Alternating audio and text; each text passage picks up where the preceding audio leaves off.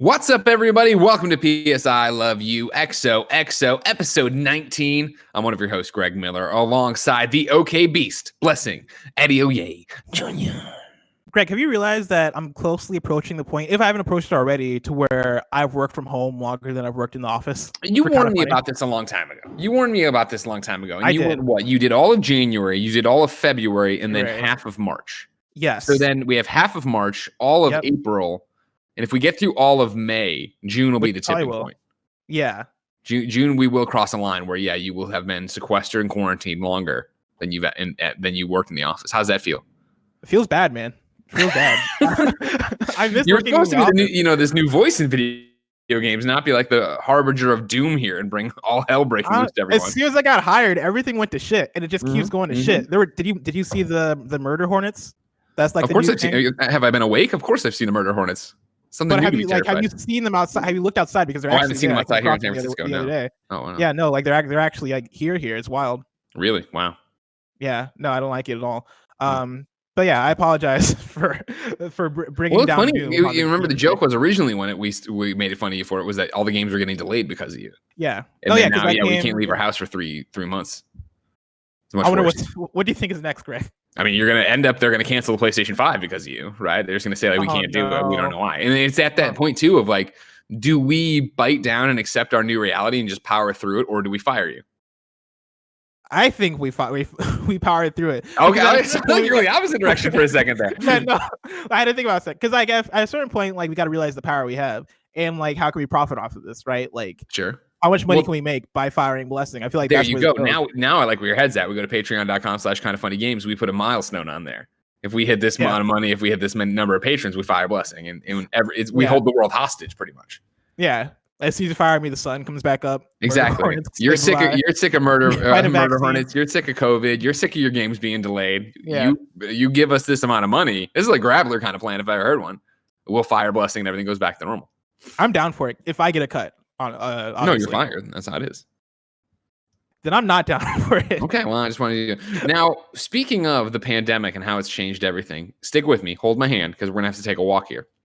Last week, you did perhaps the most important opening topic of a PSI Love You in recent memory, where you said, what PlayStation executive, past or present, do I think makes the best mac and cheese?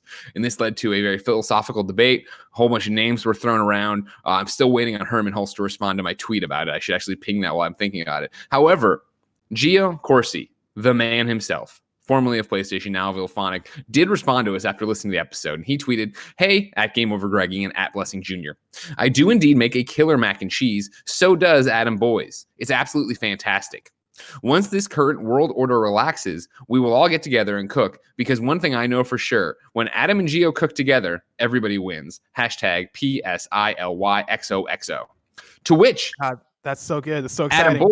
Adam Boys responded, "Oh, hell to the yes." Now, of course, these people are important in the conversation because we started with this conversation of Gio probably cooks a great mac and cheese, but then I was like, his is going to be a fancy steakhouse. Adam's going to be more what he'd make for his kids. Where does this shake out? Where it gets more interesting, of course, is that after we finished that episode of PS I Love You, I went to the document. During it, I amended the PS I Love You question form, and I amended the wrong month, so you couldn't see it for a while. But then I went to the right form and amended that to have your input on who you think makes the best mac and cheese. Then I screenshotted the question, put that on Twitter. That brought other people out of the woodwork, including PlayStation Blog's Sid Schumann, who says, "I'd win thanks to key tips from Tim Turry." Now, Tim Turry, of course, over at PlayStation doing his stuff too, right? I don't know what that is, but it makes me interested. Then, with a haymaker out of left field, Corey Barlog sounded off and said, "I would own all of you." And then he did the grinning face with smiling eyes. So how do we make this happen? We have to finish the pandemic. And again, we're back to firing you. It seems like we have to make this sacrifice. I guess, man. I'll do it. Why not? No, Greg Miller, why have you forsaken me? We'll get through this together, and then we will have to have maybe at the new office we'll be breaking in with a mac and cheese making party and contest. Now, I'm upset with us that we didn't bring up Sid Schumann last week. Well, again, I think we were playing fast and loose with executives, right? So that put us into an echelon of thinking that I'm not sure, and I'm not taking a shot at Sid. I'm not even sure what Sid's title is, but obviously we were thinking of like a Gio Corsi, right, or Adam Boys, people who are out on stage with the big highfalutin title and stuff. Now, as I said, we put this question And I do want to hold on. I need to check on this Herman Hulst stuff. Hold on, because this reminds me that I still haven't heard from him. Because the question, remember, was, does he have mac and cheese in Amsterdam? To which plenty of people, not Herman Hulst related, chimed in and we're trying to answer the question for him. And I'm like, I'll believe it when I hear it from Herman Hulst. You know what I mean? Like, I'm not here just to get questions from anybody. I'm here or answers from anybody. I want to know the real thing. Oh, you got to go to the latest right on Twitter. There it is. I'm doing this thing where I squint like this. Yeah, I'm talking about something. Here we go. Okay, here we go. So, yeah, on May 4th, I tweeted at Herman, is there mac and cheese in Amsterdam? If so, is it a popular dish? He did not respond. So on May 5th, I said, let me know Herman. And he still didn't respond to that, it would look like. So now we're just going to add another one here. And I'm just going to go, hi, Herman. Hi, Herman. All lowercase. You know what I mean? I don't want to scare him off. Oh, yeah. You don't want to scare people off. Feels gentle that way. Exactly. However, like I said, this was a question we put to you, ladies and gentlemen, the audience, the PS I love you XOXO faithful, the kind of funny best friends. Justin B wrote in and said, the answer is quite obvious. Sean Layden. He clearly found a new love for mac and cheese, started a restaurant, forcing Sony to unceremoniously say goodbye as they scrambled to find a replacement. It's true. Nobody knows where Sean Layden went or why he left so abruptly. Maybe it was the start of mac and cheese. Jericho says Shuhei Yoshida, because what can't Shuhei do? Which is also fair. Great point. You know what I mean? These are great arguments we're making. I did immediately dismiss Shu last time around, where she was always out at the business dinners. He's always eating the fried chicken with Gio, but I guess if I'm including Gio, maybe I should include Gio. I don't know. Nathan Choquette says Jim Ryan, of course, big time head of PlayStation. He's been so protective of children in the past. How can we assume that doesn't equate to him making a mean mac and cheese? That was a dynamite. That's a great one. That's a great dynamite slam dunk on Jim Ryan. Crossplay. Didn't want crossplay because he had to think about the children, of course. Then this one I found interesting from Brandon. Herman just looks like he'll give you a good time all around. I mean, Herman again, like not a bad argument. A good time all around. Not a bad argument. But like, what does Brandon mean, Barrett Courtney Boss Baby? What does he mean? He obviously means he'll give you the breakfast, lunch, and dinner. Exactly. Right? He's going to give you a 3-course meal, and all courses are going to have some sort of mac and cheese in it. That's what he means. What I interpreted it as was like, maybe the mac and cheese won't be world tier. It won't be S tier, like whatever we're getting from Gio and Adam Boys, right? But it'll be good. And on top of that, you're gonna drink. You're gonna get, you're gonna have a nice piece of meat. You're gonna be out. You're gonna be out in the backyard. Amsterdam, do they have backyards in Amsterdam? You think you're gonna be out? You're gonna have some kind of deck. I don't think Europe has backyards. Like, think about any house you've seen in Europe. Sure. I feel like none of them look like houses that have backyards. I think unless you're watching like the random house. Things, Blessing. When Harry Potter has a backyard. I mean, he lives under the stairs, right? Yeah, they have a backyard. Oh, yeah, he did have a backyard. He did have a backyard. You're right. One of the companions from Doctor Who had a backyard. I was thinking like the videos that you see of like Italy where they're like singing to each other from their balconies. Sure. That's kind of what I was picturing. It's a very COVID world right now. You know, I don't know if that's representative of the entire. And again, those are like cities. I don't think they had backyards anyway, though. True. Like outside of COVID. Blessing, you're on. Good point. You're on Lucy James watch, all right? When she walks in through over there to get coffee or something throughout this thing, we'll stop her and ask her, okay? Okay, we'll do. And then my final response that I want to bring up before we get to some PlayStation stuff, outside of this mac and cheese PlayStation debate, what Sony exec would have the best mac and cheese? Yosef Barker responds, I have no idea what this means.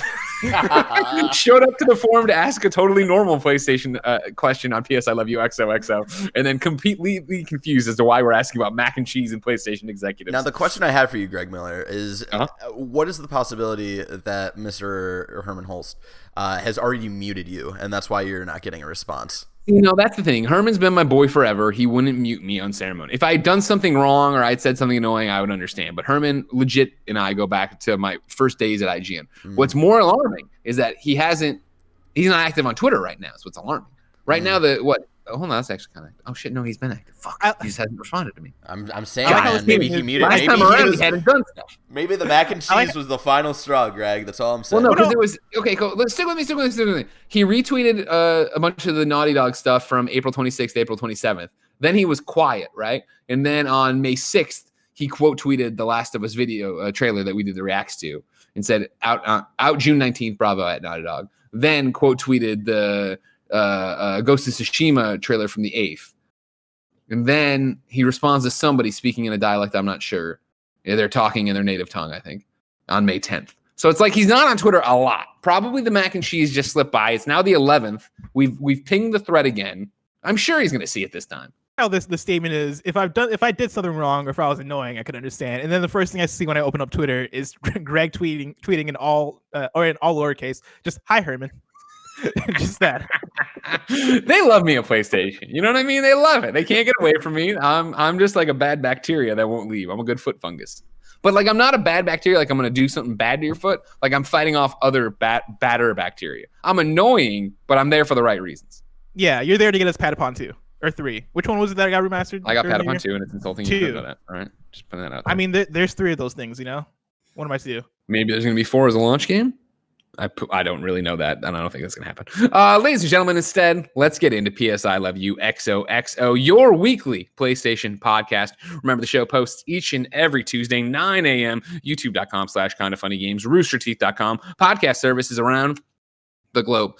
You can watch it early, though, if you really wanted to. You can go to patreon.com/kindafunnygames. Most of the time, you can watch it live. You can't today because of scheduling problems and conflicts. But you can also go there to get it ad-free. You can get your questions read on the show. You can be a Patreon producer like some of the amazing names I'm about to read. And of course, you get the exclusive post show we do each and every week. So many reasons to go to patreon.com/kindafunnygames and support us. Maybe if you just think we do a good job on the show, go over there, kick us a buck, and get the incredible Bless Way show. That's no longer called Bless Way. Bless Up. Is it Bless Up? How's that going? It's going pretty good.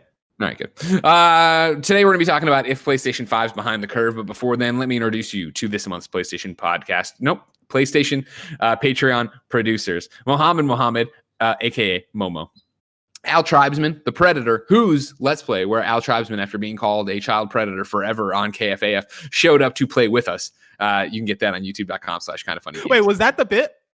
He went from being the huntsman to the tribesman to the predator, and then Nick always says, "You want some candy?" And like it was getting that creepy Nick voice. You know what I mean? So I never got the child predator. That's where I'm escalating it. That's where I always took it as a regular, or maybe not regular, but the alien predator. Sure, yeah, just the predator. Yeah. Is "you want some candy" not a line from the Predator? Because that's what I got from that. No, it is. But think of how Nick says it. All right, let's just think about Nick for a second. Put it into that context of him asking if you want some candy. You want some candy. Yeah, exactly. Sancho West Gaming, Cody Banks, the secret agent, Trent Berry, Julian, the gluten-free gamer, Joseph O'Yusef, and Scott Radloff. Today, we're brought to you by our sponsor, Keeps, but I'll tell you about that later. For now, Blessing, what are this week's X's and O's? Greg, last week was not the week of PlayStation. It was more so the week of Xbox because Xbox got the head start on next gen reveals, which I think spawned a lot of. What's that you're gonna say? I said, did they? Oh, yeah. They started us talking about next gen, right? How many of these games are actually exclusive, though? Yeah, well, and that's kind of what I get into because they did their whole Inside Xbox where they revealed a bunch of next gen third party games, third party partners that are partnering with them to I guess have the games come out on the Xbox Series X. But with that, one, you also have games that are going to be on PlayStation. But then also, of course, I think you have the question pop up of where's Sony in all this? Like in terms of the PS5 reveal cycle versus the Xbox Series X reveal cycle. Yeah. And I want to pull specifically an article from PlayStation Lifestyle. This is written by Chandler Wood. The name of the article is, and this is the topic of this week's X's and O's that I want to talk about. Is Sony behind the curve with the PS5 reveal, or are they drafting on Microsoft's next gen announcements? Again, this is Chandler Wood from PlayStation Lifestyle. I'm going to read directly from the article a bit, and then we can talk about it. They write, "Yep, this topic again, because it's still relevant. In a world where Microsoft is making big moves and Sony's silence is starting to get deafening.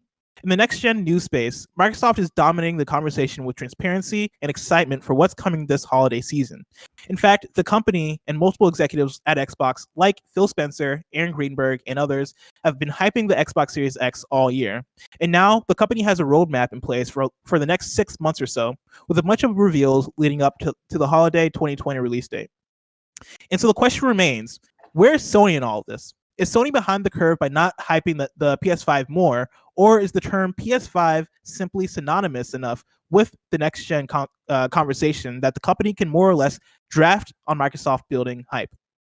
If Sony is indeed banking on brand loyalty and name recognition, it's a bold strategy, though judging purely on the numbers seems to be going well for them so far. Sure, PlayStation still has The Last of Us Part 2 and Ghost of Tsushima this year as PS4 releases. A lot of speculation says that Sony doesn't want or need to jump into next-gen conversation right now because there's still life left in the PS4. Even I myself said that Sony should wait and make sure they are prepared and doing things right with the next-gen reveals, especially considering how much the ongoing pandemic has shifted previous marketing plans and promotion plans. But there's no denying the very obvious and clear discrepancy and the very transparent and forward excitement of Microsoft and Xbox Series X versus the veiled secrecy surrounding so much of the PS5. Just look at this tweet and the replies from Aaron Greenberg about what's coming up for Xbox. And the article then screenshots a Twitter or a tweet from Aaron Greenberg on Twitter, who tweets, "Common questions." Oh, hold up. My computer did something weird. Hold up. I'm coming back. There we go. Common questions. Thursday's show will be under an hour. June news will be done differently than Inside Xbox show. July is the big Xbox Game Studio show. We will go around the world to see first looks and even new game announcements from those creative teams. We'll answer more in the replies. And then he kind of went on talking about more in detail what Xbox has coming up over the next few months. Exactly. He was being transparent about it, right? And answering the questions he's seeing in his feed rather than staying silent about it, as PlayStation has with so many of their questions. Exactly. Including, is there mac and cheese in Amsterdam? Herman Hulst respond. And Herman Hulst will not give us an answer, right? We already know what and this is the article continuing. We already know what the console looks like. We're getting a look at third-party games on the system in just a couple of days. We know that June will be a unique Xbox Series X showcase, probably a release date, price, pre-order reveal of some sort. We know that July we'll see a closer look at first-party Xbox games. And then August, September, and October will each have milestones as players get hyped and ready for next gen. And on top of that, they're setting expectations for length and scope of each reveal and show. Sony's been less than transparent on a PS5 reveal timeline. Conversely, last time Sony had an announcement, they touted Mark Cerny's PS5 Tech Talk, one that was very obviously meant for GDC and not the wider gaming audience, as a big PS5 reveal. As interesting as the nerds like me found it to be, and again, this is the article talking, and I also found it pretty interesting. We did too. Yeah. It was still very, very technical and very much not the wholesale reveal of the PS5 that most people wanted. Expectations weren't set properly. From that talk, we simply received vague promises that there would be a console teardown at some point in the future. It wasn't too long after that, we got the DualSense controller reveal very suddenly and out of nowhere, and since then, just silence from Sony, at least when it comes to next-gen talk. There are rumors, of course, as there always are. The latest one says Sony's PS5 reveal isn't set to happen until June 4th, which would technically line up with past consoles. June would allow them to reveal the console's look, price, release date, and open up pre-orders a good 5 to 6 months ahead of release. But it leaves May wide open for third parties to be in Microsoft's court. This became a notable issue with CD Projekt Red, who is openly talking about its Xbox Series X version of Cyberpunk 2077, but can't mention the PS5 version ahead of Sony revealing more about the console. And I'm going to stop there because the article continues. There's quite a few. It's a great read. It lays out a really good argument. Yeah, again, that's PlayStation Lifestyle articles by Chandler Wood. I highly recommend people read the rest of the article, give them the clip, because they did great work with this one. Mm-hmm. To bring it back, though, Greg, how do you feel about the pacing of all this, right? Xbox coming out last week with Inside Xbox, showing us game reveals for next gen, right? Kind of getting that head start, whether or not it was received the best, because there's definitely mixed impressions on how that went. But yeah, them putting out that foot first. Where do you feel like PlayStation kind of stands in all this in terms of the pacing of it all? It's what we talk about all the time, in whether it be our live reactions to the Xbox conference, whether it be a live reaction to a PlayStation thing, whether it's this show, whatever. It's a tale of two different publishers and how they want to do this. And Xbox is doing this reveal of the Series X in such a modern 2020 way, which I realize sounds ridiculous, but in the way of, we're going to roll with the punches. We're doing Zooms from home. For some reason, we won't even send everybody matching cameras or microphones. It's literally, what do you have in your house? Go ahead and do it. We're going to have fun. And it works because, all right, that's what it's going to be. And it's going to be this, as I talked about a few weeks ago, Phil Spencer's tweet being, hey, we've heard you loud and clear. You want transparency. You want authenticity. That's what we're going to give you. And so you saw that tweet be followed up with the event, then followed up with Aaron Greenberg coming out and being like, you know what? We did set expectations wrong for this show. It's something that team's looking at going forward, yada, yada, yada. That's based on the reaction to it. Meanwhile, you have PlayStation, who, even if you want to go as far as saying, well, the Wired articles, the PlayStation blog, the GDC talk I want to include, but they are doing things differently but they're doing them in the same way. This is still a very traditional ramp up and release of information on a console front that you would have seen for the PlayStation 4, that you would have seen for the PlayStation 3. And the PlayStation 4, of course, obviously we always talk about that February event where they came out and gave the boring stuff and then saving it for E3, the big, price tag and look and all these things, right? The Wired articles have served as the boring February stuff. And I think honestly are a better way to do it. Because I don't think, we see the reaction to the Mark Cerny talk from GDC, which is, was where it was scheduled to be to begin with. The reaction from the general populace has been that it was boring, right? That wasn't what we wanted to see. Whereas I think when Cerny gave that talk about PlayStation 4 in February, PlayStation was in a different place, right? And the PlayStation 4 reveal in February, PlayStation was in a different place, needing to speak to developers and needing to say that, hey, we've learned from our mistakes. It isn't a cell processor. It's going to be able to run. Here's all the cool voxels and pixels, and here's NAC. They needed to have that ground to capitalize on. And I think right now, there's the argument for hubris. There's the argument that, are they learning nothing from their mistakes of the past, yada, yada, yada. But the argument for them would be internally, and I do think publicly, and I do think just in reality, is they don't need to prove as much as Microsoft does. They don't need to come out and have multiple events to stay in the new cycle, because guess what? Whenever Xbox does something, there's immediately talk of the PlayStation 5. The PlayStation 5 is marketing itself. PlayStation could come out and do a bunch of different events and try to match Microsoft's 2020 here, this Xbox 2020, where they're going to have something every month this summer.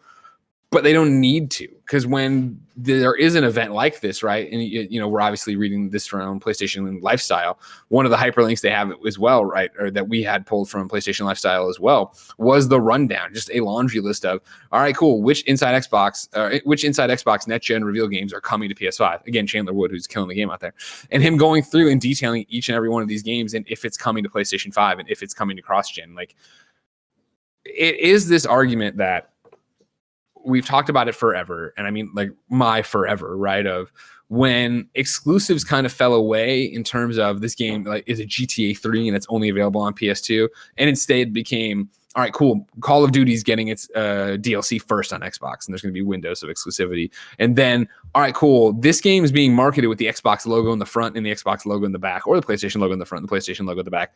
But it is everywhere, right? And it was everywhere. Like, people look at the Xbox Next Gen reveal stuff, and it's like, okay, cool. And the third party stuff, and be like, all right, cool, I understand I'm going to be able to get most of these games here, right? And even what we talked about, where it clearly they were of the developers and I think PR people were embargoed for the next morning, because the next morning, getting ready for Games Daily, boom, my email exploded with all of a sudden these rundowns of the games I saw yesterday now confirming other platforms. Like, Xbox asked for day or 24 hours or whatever exclusivity.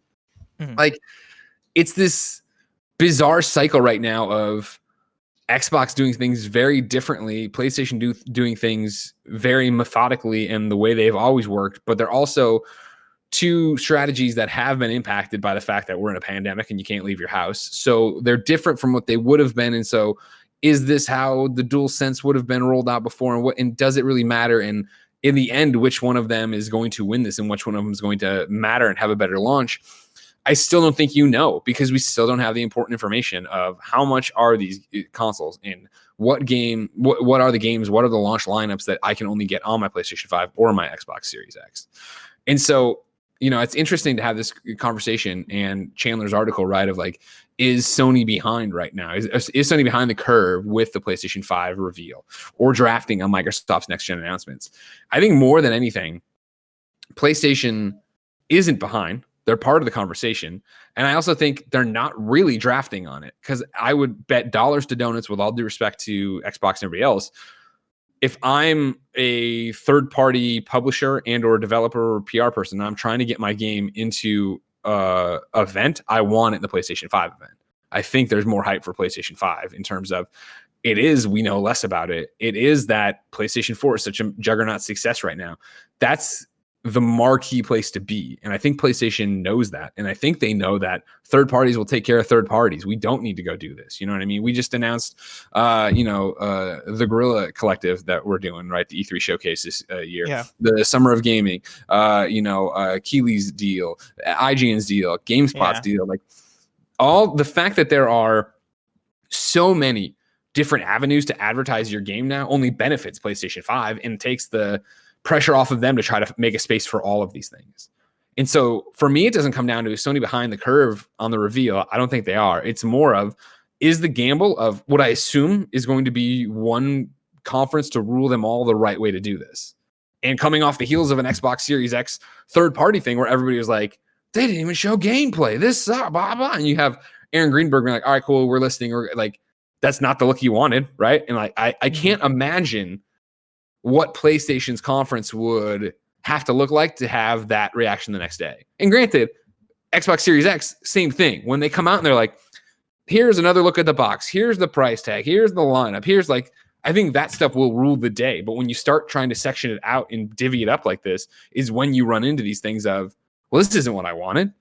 Like, I feel like PlayStation's giving us the traditional, here's everything in the kitchen sink conference. And again, I'm talking on my ass. I don't know what the conference is, but I assume that's what it's going to be. Here's fucking everything you need to know about the PlayStation 5 in an hour and a half or whatever it's going to be. Maybe even way shorter if it's just people talking over B-roll. Is that what's going to win the day? Or is it going to be Xbox's continued drip of information? Yeah. I'm kind of with you through all of that, right? Like I'm in a place where it's hard for me to really fault PlayStation for not being as continually vocal as Xbox is, even though, like, you know, personally I'd kind of like them to do something similar. I don't think that by any means they have to, right? Yeah. Like we look in this article kind of touches on it all, right? Like we look at Xbox, we look at, you know, Phil Spencer and Aaron Greenberg and how much they're communicating with the audience. We look at their planned rollout for the Xbox Series X. We look at the monthly streams that they're doing. We look at them even getting the head start here in terms of revealing next gen games, which this other article points out that like a lot of those games are also coming to PlayStation, right? Mm-hmm. I look at that and I absolutely love that. And I'm looking in the background. I don't know if that's Lucy James or Jen. I think that's Jen because she came out of the right room. That's Jen. She can't help us. Dang. Thanks for nothing, Jen. I mean, do they have backyards in Canada? No, I know in Canada. Canada's the backyards, please. They got back acres and acres and acres. They got wild forests. Of course.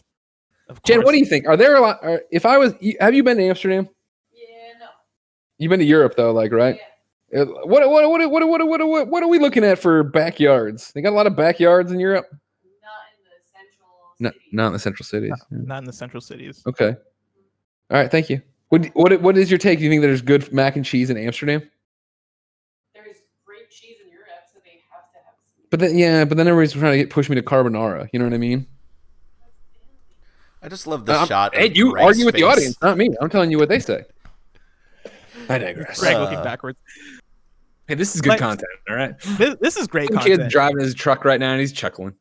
Yeah, to the point of the Xbox thing though, right? Like I absolutely love what Xbox is doing on their side. I think what they're doing is absolutely smart, and I think they're nailing it for the most part, right? Like there have been misfires, right? This last week was kind of a misfire for them, I think, in the overall takeaway of it from the audience. But I think the idea of their rollout here is smart. On the other side though, for PlayStation, right? Like the world stopped when like you said, when the logo was revealed. The world stopped when the PS5 controller was revealed, right? And like part of that is because the PS5 controller is dynamically different and it looks very interesting. But like I think no matter what they would have put out there, right? Like the world would have stopped for it in terms of their reveals. And when PlayStation comes out in early June, late May, the world's going to stop for it, and we're all going to gather for it, and we're all going to watch it. And if they come out and nail it, I think, you know, the post June is where I think things are going to get interesting, because if it is like kind of what we're talking about, where Xbox is coming out month after month after month, and PlayStation kind of shows up and then disappears until the PS5 actual launch, then I think the conversation gets more interesting. Because right now the article is talking a lot about PlayStation drafting off of the Xbox Series X, right? And you look at games like Scarlet Nexus that was revealed, right? And that game's coming to PS5. Madden NFL 21 obviously coming to PS5. Can't wait. Of course, that was revealed at the Inside Xbox, right? That's coming to PS5 and PS4. Vampire the Masquerade 2, that's coming to PS5, right? Like, of course, you know, like PlayStation isn't necessarily like, they don't really have. Actually, I haven't checked the PlayStation blog, but I don't think there was a PlayStation blog post about any of these. As far as I saw, I might be wrong about that. I just one of them might have, but you could maybe one of them. Like for the most part, though, like I feel like PlayStation could have hopped on those in a very intentional way that would have been like, oh snap, yeah, like PlayStation is really like drafting off of Xbox. Either way, though, whether intentional or unintentional, I still feel like PlayStation is kind of getting some wind in their sails from these same reveals that Xbox is making. And Dirt 5, that was the one. Dirt 5, you're right. I actually read that one. When you look at the information about what we got last year, right? The SSD and ray tracing, all that stuff, right? Like both companies kind of fed off of each other with those reveals because at the end of the day, they're kind of the same. They're doing a lot of the same things. Yeah. If PlayStation comes out and announce their own form of smart delivery, and if it's like the same details, like they're gonna feed off of that, and that's like that same energy. And that so, one like, I wonder so much about as we continue to bring that up on different shows and stuff, and people keep pointing at it. I wonder if PlayStation has the answer, and I wonder if internally they are like, "Fuck, we should just talk about it. We talked about DualSense. Why don't we just talk about this?" Or if they're really like, "The answer is no. We're fucked. What are we gonna say?" Yeah, like they're very much feeding off of each other in these sort of ways. I think post June is where that could kind of stop, right? Post June, where all the cards are on the table, for the most part, about what both companies are doing.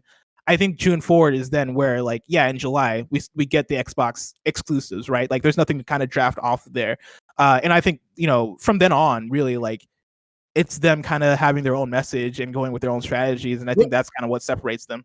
On both the Xbox front and the PlayStation front, once the genie is fully out of the bottle, once you know price, date, and everything else, information won't be hard to come by. And the shackles will be off other partners who want to talk about it and what their game is and say this, say that, what the launch lineup looks like, when their game's coming, all these different things. Like right now, that's the biggest, not hurdle, I guess, but weight on everybody is this standoff, trying to figure out who's going to go and when they're going to go. I was so shocked today, right before we went live to record this, Ubisoft put out the Ubisoft Forward stuff, right? Yep. And I was looking at it and I was like, oh man, July 17th. I was like, oh man, what a crap. I'm like, wait, that's July, not June. No, they're that far out. They're that far out. Oh my gosh. Like we really are extending this into such unprecedented water in terms of how do you release your games and your information about your games and make it make sense and not step on everybody and not overload everything. And to see them get that far out in front of it, it did have that moment of like, man, that's crazy. And then I was like, wait, when do you think fucking PlayStation's going?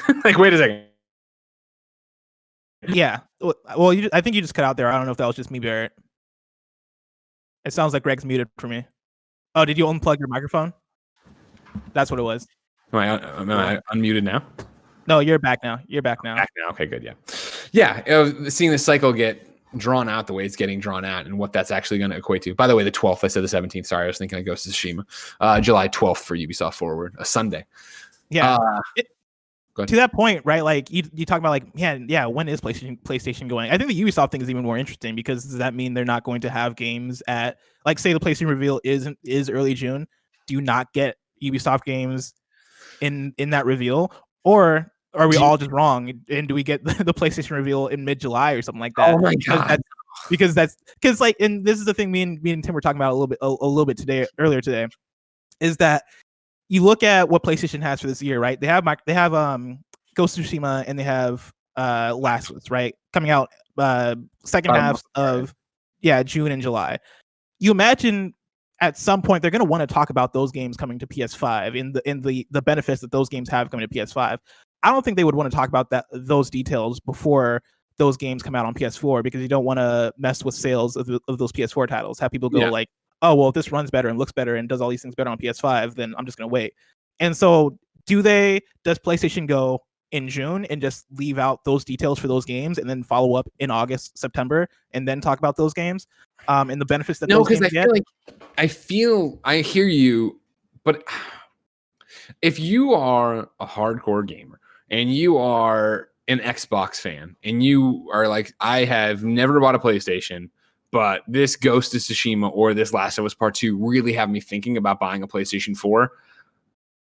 I think that number is so small. Like, I bet there's a lot of not casual people, but people who, stories like I always have, but a different time, right? Of they roomed with somebody in college and they watched them play The Last of Us and they thought The Last of Us was great, but then never thought about it again. But now it's about to come out, and you know what? I might buy a PlayStation 4 bundle with it because that's who that kind of news is aimed at and screws with. I think if you are going to do a PlayStation 5 event, as the article is talking about here, right, this June 4th date that's been kicked around a few times, if that's what's going to happen, and they're going to come out and say, hey, here it is, PlayStation 5, blah, blah, blah. I think you can still say, and of course, later this month, on the 19th, we have Last of Us Part 2 coming out. It's amazing, blah, blah, but here's how fast it loads from a PlayStation 4 to a PlayStation 5. As long as they have an answer for I guess they have backwards compatibility. I was going to say smart delivery, but even that you wouldn't need to if I'm just saying how much better it runs through backwards compatibility, right? Like that can be your example of it. Ghost of Tsushima comes out on July 17th. If you buy it, then, it's going to obviously work on your PlayStation thing. So here's how you would jump around and do this. Like, as long as you have the answer there, I don't think you skip. And it's exactly what we're talking about with smart delivery, where, yep, you buy it on your PlayStation 4 and it's going to be one of the backwards compatible games that works right away on PlayStation 5. You can send over your save. It loads this much faster. It looks this much better. Like, I could see that not being a thing. To me, that doesn't make people go, oh, fuck, well, I'm not going to buy the game until I get the PlayStation 5. It's like, no, I'll buy the game and play it on my PlayStation 4, which I already have, or I'm going to buy it with a PlayStation 4 because I'm not going to buy a PlayStation 5. Or I guess there's going to be some that'll be like, I guess I'll wait to buy when I buy the PlayStation 5, I'll put it down then. But in this weird place where we're at, where there's this much space between the end in quotes, PlayStation 4's life cycle and the beginning of the PlayStation 5, I don't think they should be releasing these games this late to begin with in that thing. But again, a lot of this was working against them in terms of the pandemic time.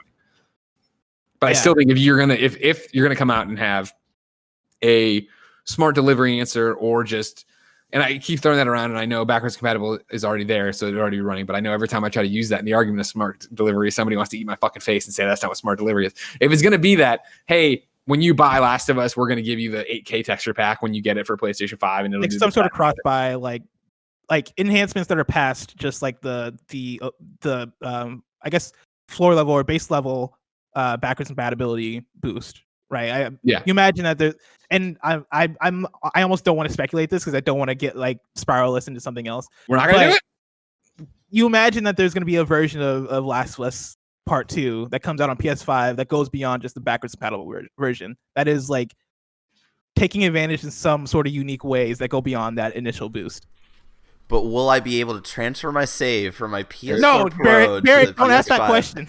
Don't ask that question, because that's where people. That's where this thing falls apart. Is it the same save? I refuse to speculate on that. All right, it's gonna be backwards compatible. That's good enough. It's gonna run better and load faster, and that's all I care about. Period. End statement. And I think that with that being our guess and argument of what they would do, that you could still do that at the June 4th thing that PlayStation Lifestyle is talking about, and quoting Jeff Grubb is talking about. Like, you do that, and it's more exciting that you're buying this game and investing in the future, and that there will be more down the line, or it'll look better or run better or whatever the hell. Also, I just don't think that any of us, gamers, are inclined to wait more than we have to. You know what I mean? Like, we have to wait for everything we love, and it sucks. It's a shitty hobby if you don't want to wait, and we have to wait all the time for the next great cool thing. And so when June 19th and Last of Us Part 2 drops, I doubt people are going to be like, oh man, I was going to pick it up. Can't wait. Huge Naughty Dog fan, but I hear it's going to run better and look better on PlayStation 5, so I'm not going to buy it. Like, no, you're going to fucking buy it and you'll play it again on your PlayStation 5. I think like gamers and like Naughty Dog fans and PlayStation fans are going to think that way, but I think there's like a portion of a casual audience that is going to wait. The casual, like, why would they? I would say if you're that casual, you don't own the PlayStation 4 already. At which point, I don't think you were like, I was going to buy the PlayStation 5. I was going to buy the PlayStation 4 with Last of Us Part 2 and then buy a PlayStation 5 in a few months. Well, I'm talking about people that already own a PlayStation 4 that might be like looking forward to a Last of Us Part 2 and then see that's coming to PS5 and then go like, I'm planning on getting this for Christmas or whatever. But I think to your point, right? Also, like, are those people going to buy a PS5 at launch? Like, what does that look like? Yeah, I don't know. I don't either, Bless. I don't either. I got a question here from Steve, who writes into Patreon.com. Such Kind of Funny Games says, "Hey, Greg and Blessing. Today's Inside Xbox show was lackluster, to say the least, and this was obviously written last week. Most major AAA third-party developers were absent, except for a very brief Assassin's Creed Valhalla trailer. Do you think this in any way indicates that many major third-party developers are going to choose to align with Sony for the next-gen reveals? Since Sony's absence at E3 last year, I've been hoping that they are going to come out swinging hard this year with multiple first and third-party reveals in a huge blowout event. Or maybe I need to lower my expectations. Curious to know your thoughts. Thanks for keeping us entertained during these trying times, Steve." This is an interesting one because as we were talking just now, right? And just as you pointed out that Ubisoft Ubisoft Forward happening July 12th. I remember when Jeff Keighley first revealed Summer Game Fest and was talking about the ideas behind it, and he referenced he referenced E3, right, being out of the equation this year. With that, he kind of also referenced that like one of the purposes of Summer Game Fest being a whole 4-month endeavor is the fact that with COVID and with the pandemic, you then see a lot of game demos and game reveals like getting delayed because that stuff kind of gets put on the back burner, right? When you have all these other things that you're working on with your game. Yeah. And that stuff might not be ready for the first week of June. If the PlayStation event is indeed the first week of June or even before that, I wonder what that then means for third parties if they plan like, or I wonder if they then see shifts in terms of third party reveals. Like if some get cut from that initial PlayStation reveal, right? Like if maybe they did want to have a Ubisoft game or a couple Ubisoft games in there, but that's going to be in July because timelines got shifted. I wonder what that looks like. I think my gut on this one would say that one of the reasons we haven't seen a PlayStation event yet or heard tales of it, right, was the fact that it was going to happen. Or I bet it's been pushed from where it was. I think that if there was no pandemic and nothing had gone wrong and there was no COVID, my original, and I'm not even trying to say like I would have been right thing, I think there would have been this month a conference of some kind, whether it's a press conference, a state of play, or whatever. That I'm getting away from. But what's important is I think that as we went into the new year and started, this 2020 push to the PlayStation 5, Sony knew we're skipping E3 already. They announced we're skipping E3 already. And so they already would have been working on a digital presentation or maybe a live in-person press conference with their partners they already had. You know what I mean? Like, I feel that if PlayStation was pushing to one giant event, as I think they are now and were then, I think you're already working with a handful of people who are on the hook to give you the content, the trailers, the gameplay demos, the walkthroughs, whatever it's going to be, that you'd expect to have at a PlayStation 5 reveal event. And so I would imagine that as COVID happened and people started scrambling and working from home and figuring out new pipelines, the event itself pushed. And on top of, and that's because deadlines started moving for PlayStation as well. I'm sure of like, fuck, can we manufacture enough of these consoles? What are we going to do? Put Last of Us and Iron Man on hold. Look on this, blah, blah, blah. Like they had a lot of things in the fire, but also because developers and trailer houses and everything had to come up with a new workflow. Like and this is where it's dangerous as hell. But for Steve's question, like, he's hoping they're going to come out swinging this year. Maybe he needs to lower his expectations. I would be blown. First off, if you're saying when they say, here's the PlayStation 5 event, it's this date, there's no way in hell to keep your expectations in check. Even if, I think that's what Microsoft's learning too. And even PlayStation with the Mark Cerny talk, right? Of like, people are so ravenous for next-gen content and next-gen announcements that you can't say, hey, we're doing a third-party thing on Inside Xbox, and it's a bit smaller, but it's going to be like people are still expecting the biggest things in the world, and they're going to be pissed when they don't get it. And granted, then you have to go like, well, we fucking messaged it the best we could. That's on you. But for the PlayStation 5 event, if there is just a PlayStation 5 event, they have to come out and have a blowout event. They have to come out swinging. They have to have different announcements.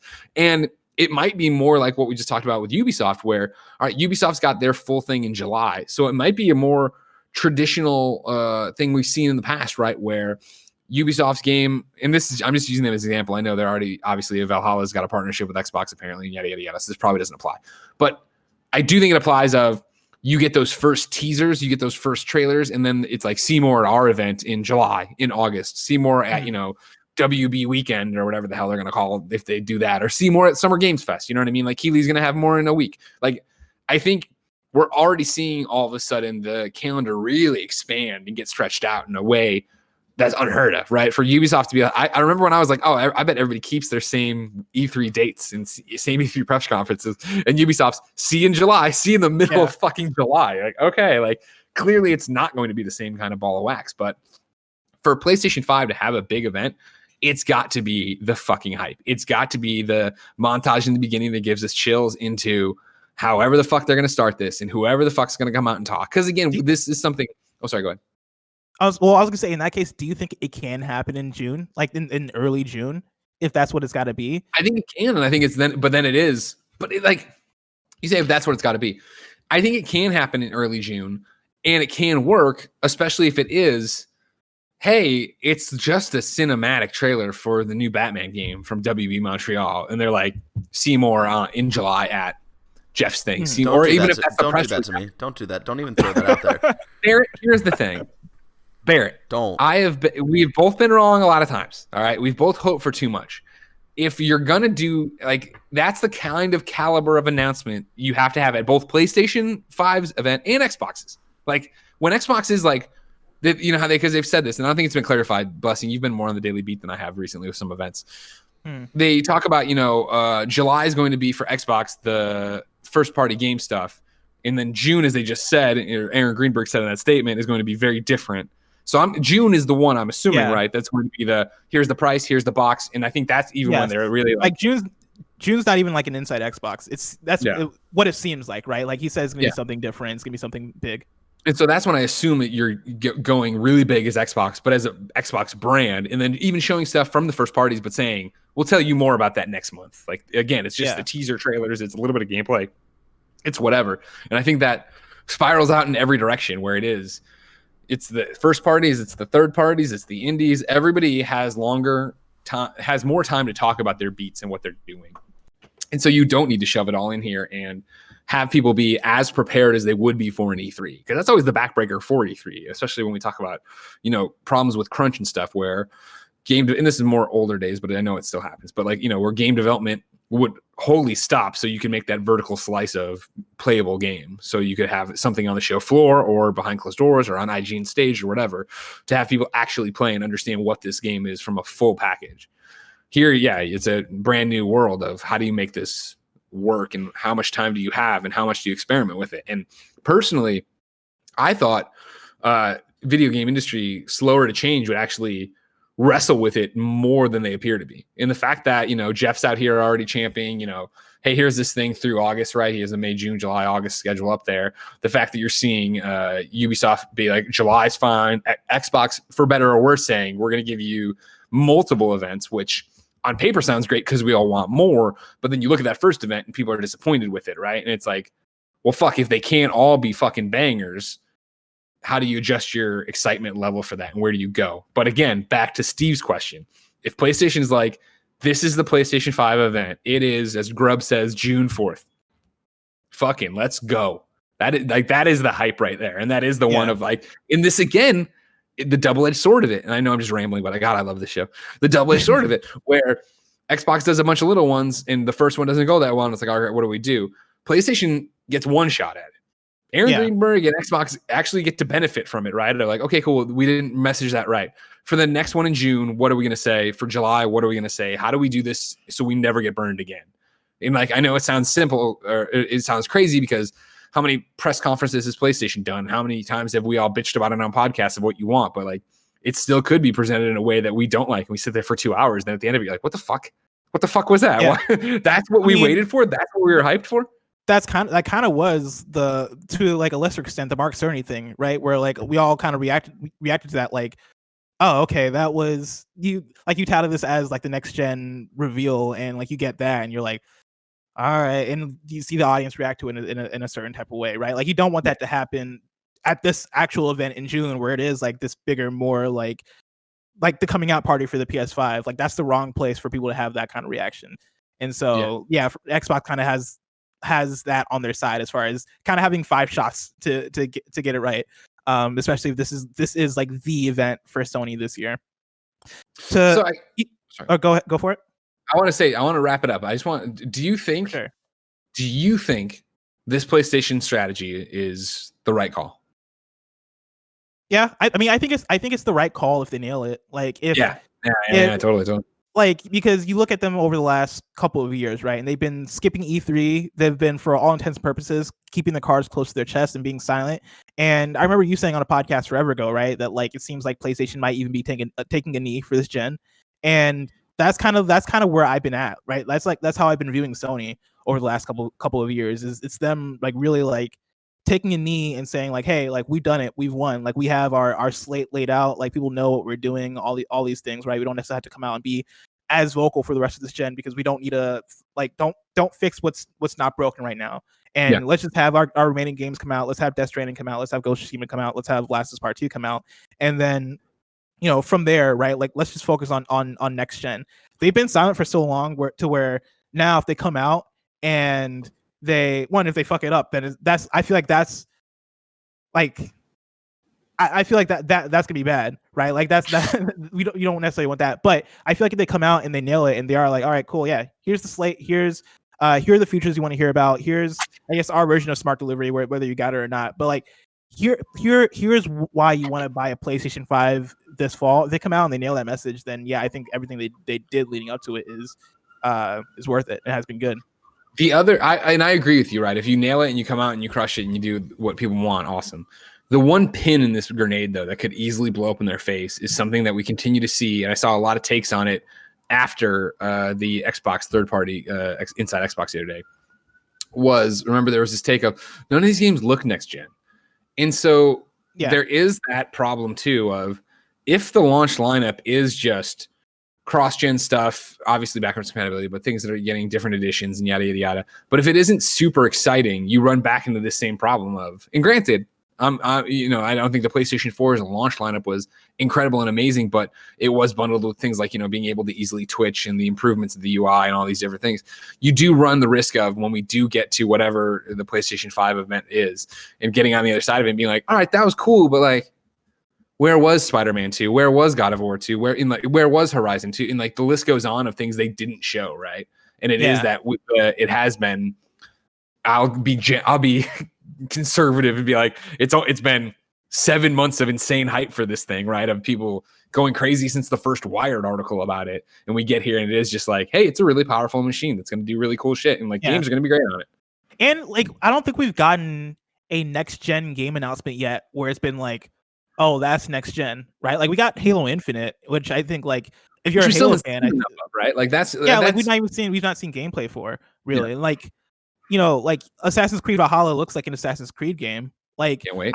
I'm curious to see when we get there over the next month, I guess at this point, right? Like how do you show off next gen in a way where it hits home and in the way that it sells, right? Like because right now I don't think there's going to be any game during the PlayStation, like I guess like the launch that is I don't think there's going to be a game that looks as good as Last of Us Part 2, right? And Last of Us Part 2 is a PS4 game. I don't think there's going to be a game that right now, like when I look at, there was a GIF that circulated around this last week of Ghost of Tsushima, and that game visually looks super pretty and looks incredible, right? Like, are there going to be PS5 games at this next reveal that look dynamically like better than that? Like, I don't necessarily think so.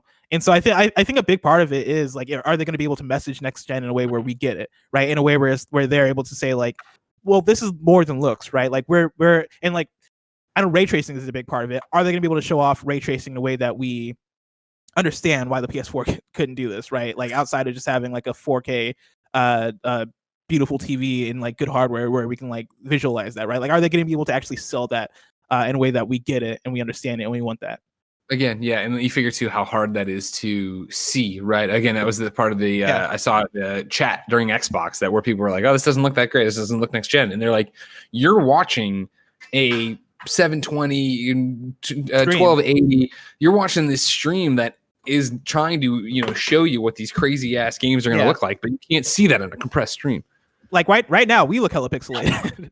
No, we look 8K right now. This is ray tracing. I mean, I don't know, man. Audio on one side of your head. I don't know if Barrett sees it, but right now I'm looking at you and you look like pixels. But like, how does that communicate? Barrett, what are you gonna say? I was just gonna say y'all look beautiful. It's the most beautiful I've ever seen you guys. Okay, well, never mind then. It's probably my internet. No, I'm kidding. You guys are very pixelated. I was making a joke about you guys being pixelated, making you look pixelated. I mean, fair, very fair. But yeah, like how I'm like you during the Inside Xbox, right? Like we got quite a few game reveals that were very like there were a lot of lights and like a lot of rays and a lot of like I wonder if that was meant to like kind of portray like, oh yeah, this is what we're going for in terms of like the ray traced final product, and that message just doesn't come through adequately because that's not something they can really market adequately. Well, and that's where I think that could come back to bite PlayStation in the ass if they're not able to figure that out. Yeah, well, it's all such a weird conundrum, right? Because yes and no. The thing about this one is I think my first reaction of something to jump to compare it to would be when PlayStation was pushing and Sony was pushing 3D. And so I'd go to these events and I'd play the game demo and they're like, oh, you want to try it in 3D? And they'd give me the glasses and I put it on and be like, oh, there's more depth or whatever. And then you talk about it on a podcast, you write about it on a thing, and it never really goes anywhere. And I thought 3D was dumb and it never happened. The thing about what we're talking about here is there's no way to get away from this, where it is that even if they come out and talk about ray tracing, and again, this is your first messaging of a brand new 7 to 8 year console, right? Like you come out and you say, hey, ray tracing is a big deal and yada, yada. And everybody watching at home is like, all right, it looks better, but I can't tell. When the first wave of consoles get into people's hands and they're putting it into their TVs and they're playing it, and then they're on Twitter and they're on talking, and friends are coming over to see it. And like that message spreads itself, I think, in a way that like you could have a game that worked really well in 3D, but if you didn't have a 3D TV, you never turned it on, you never knew. And so the message doesn't go anywhere. Like you're gonna find out about ray tracing and audio and spatial awareness and Mark Cerny wanting to look in your ear.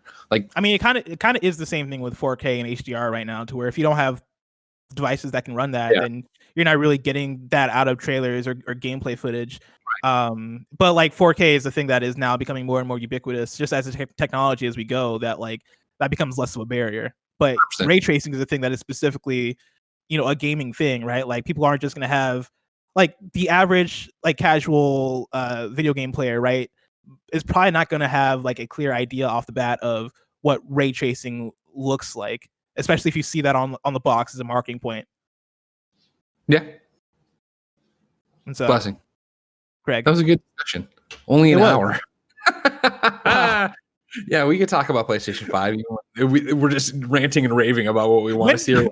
When do you think we're gonna do a PS Love You episode that's only an hour and a half? Oh man, never. You know what I mean?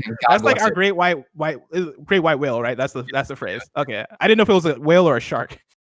No, there are great white sharks. Jaws is one of them. Oh, speaking of Jaws, let me jaw at you about our sponsor.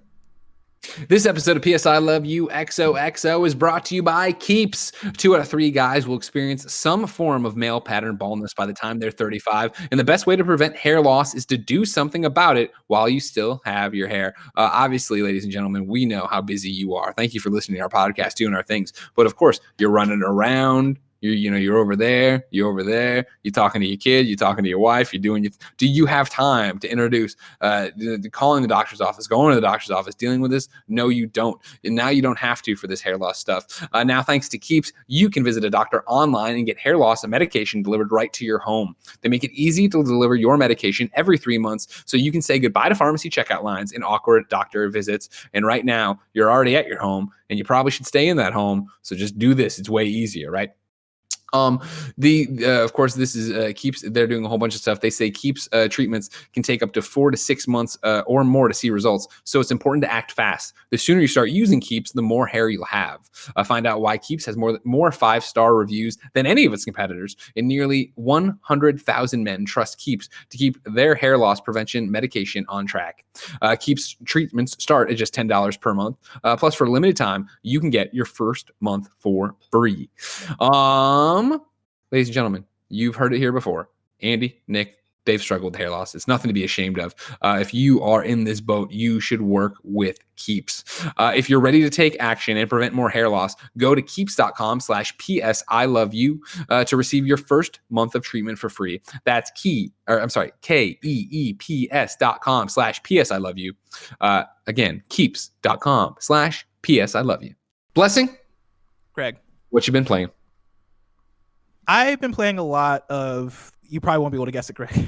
I've been playing a lot of this game.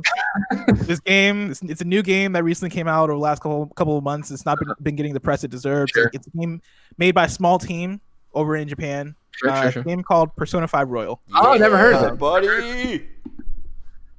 Greg, I'm fucking. How many hours do you know now?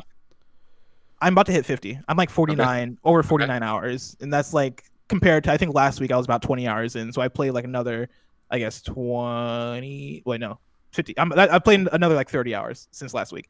And so it's like the perfect game for right now, right? Like it is like the fact that I am home all the time, the fact that like I'm kind of confined to this room, and like the fact that I kind of have nothing much to do other than really like game and consume media. Persona 5 apparently is just the perfect game for that. To where like yesterday I got up at like 8 a.m., sat down for my TV and booted up Persona 5 because I was at the point where I had gotten like halfway through my run in Mementos, which is like that's like the procedurally generated dungeons that aren't like the main dungeons in the game. But yeah, it's where you go to like grind and do like side quests and stuff like that.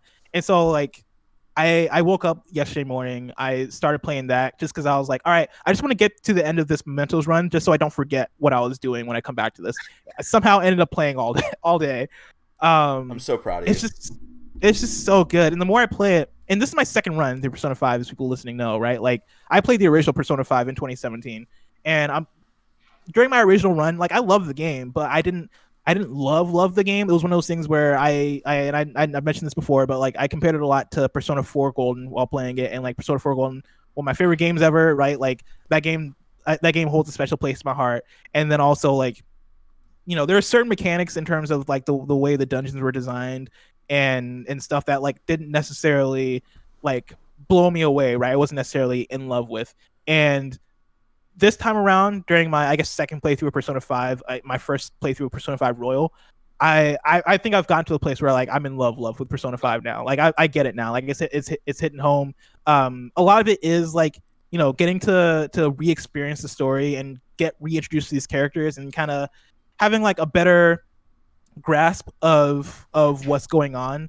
Especially because there's like things that happen late in the story that like kind of shine some light back into what's happening or what happened earlier in the story, right? Like being able to kind of re-experience the story through that lens has been helping so much. And then like I think I'm at a place now to where I'm now knowing what to expect, right? Like I guess I have more freedom to kind of like look around the game and kind of see like, sure, what you should be doing, what you shouldn't be. Like you don't have that thing of am I wasting time? Should I be using more effectively? I don't have that, but then also like I'm paying attention to details that I wasn't paying attention to my first playthrough, right? To where now I'm seeing like even like stuff as simple as like the dialogue boxes, right? Like I'm looking at the animations of the characters and I'm like, man, that animation is really good. Like they really nailed their illustration of these characters, right? Like there's so much detail here, especially coming off of playing the visual novel that I played a couple weeks ago for 104 Games Ranked, Blind Men. Yeah, Blind Men. Yeah, Blind Men. Like coming off of playing Blind Men, I remember one of my complaints was like, yeah, I wish there was more animation in terms of like when the characters talk and like their expressions and stuff. And playing Persona, I'm like, wow, they really put a lot of work into this game in a way that I think I just didn't appreciate the first time through. That now this time through, I'm like, this is great. And then also, I'm very much impressed by this is the thing that I was impressed by before, but I'm even more impressed now of like they do such a good drip feed of new mechanics and like stuff to teach you the game as you're playing the game. They like layer mechanics on over and over again as you keep going, and like the way they feed in now the new mechanics that are in Persona 5 Royal feels so natural, but also feels so it enhances so much what you're doing in Persona 5 that it almost feels like it's central to the game. And so I'm having a blast with it. I'm loving it. Once again, 50 hours in. I just started Futawa's Palace. You're so into it, you refused to come play Predator Hunting Grounds with me and Nick the other night. If you like, you couldn't come. You couldn't do it. I'm proud of you. If you pestered me for like five more minutes, I probably would have switched over because I'd found a save point and I was like, oh, okay, I guess I could save and join them. But then you guys found a fifth, and I was like, well, sweet, I can play more Persona. Also, I was tired and I was go to sleep soon.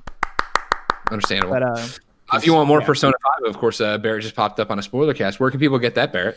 You can go to the Irrational Passions Presents podcast feed, or you go to irrationalpassions.com and get that. Me, Alex O'Neill, and Nabashin spent 2.5 hours breaking down our entire thoughts of the game as a whole, the story and stuff. The first 40 minutes are non-spoiler territory, so if you want to get a detailed kind of breakdown of our full thoughts, you can listen to that, and then the next 2 hours after that is just us gushing about the additions to this game story-wise. So yeah, check that out. The crazy thing is I'm not even there yet, right? To where there's You're dynamic story stuff. You're a little over a third of the way through the entire game. Yeah, Jesus. which is the fucked up thing. I know. I'm 50 hours in. But here's the cool thing, and this is like my only thing is like when I reported to you guys originally about the game when the embargo lifted, like I was also kind of meh on it in the first like 20 hours because I hadn't felt like the kind of the full experience of what the new gameplay editions had to offer.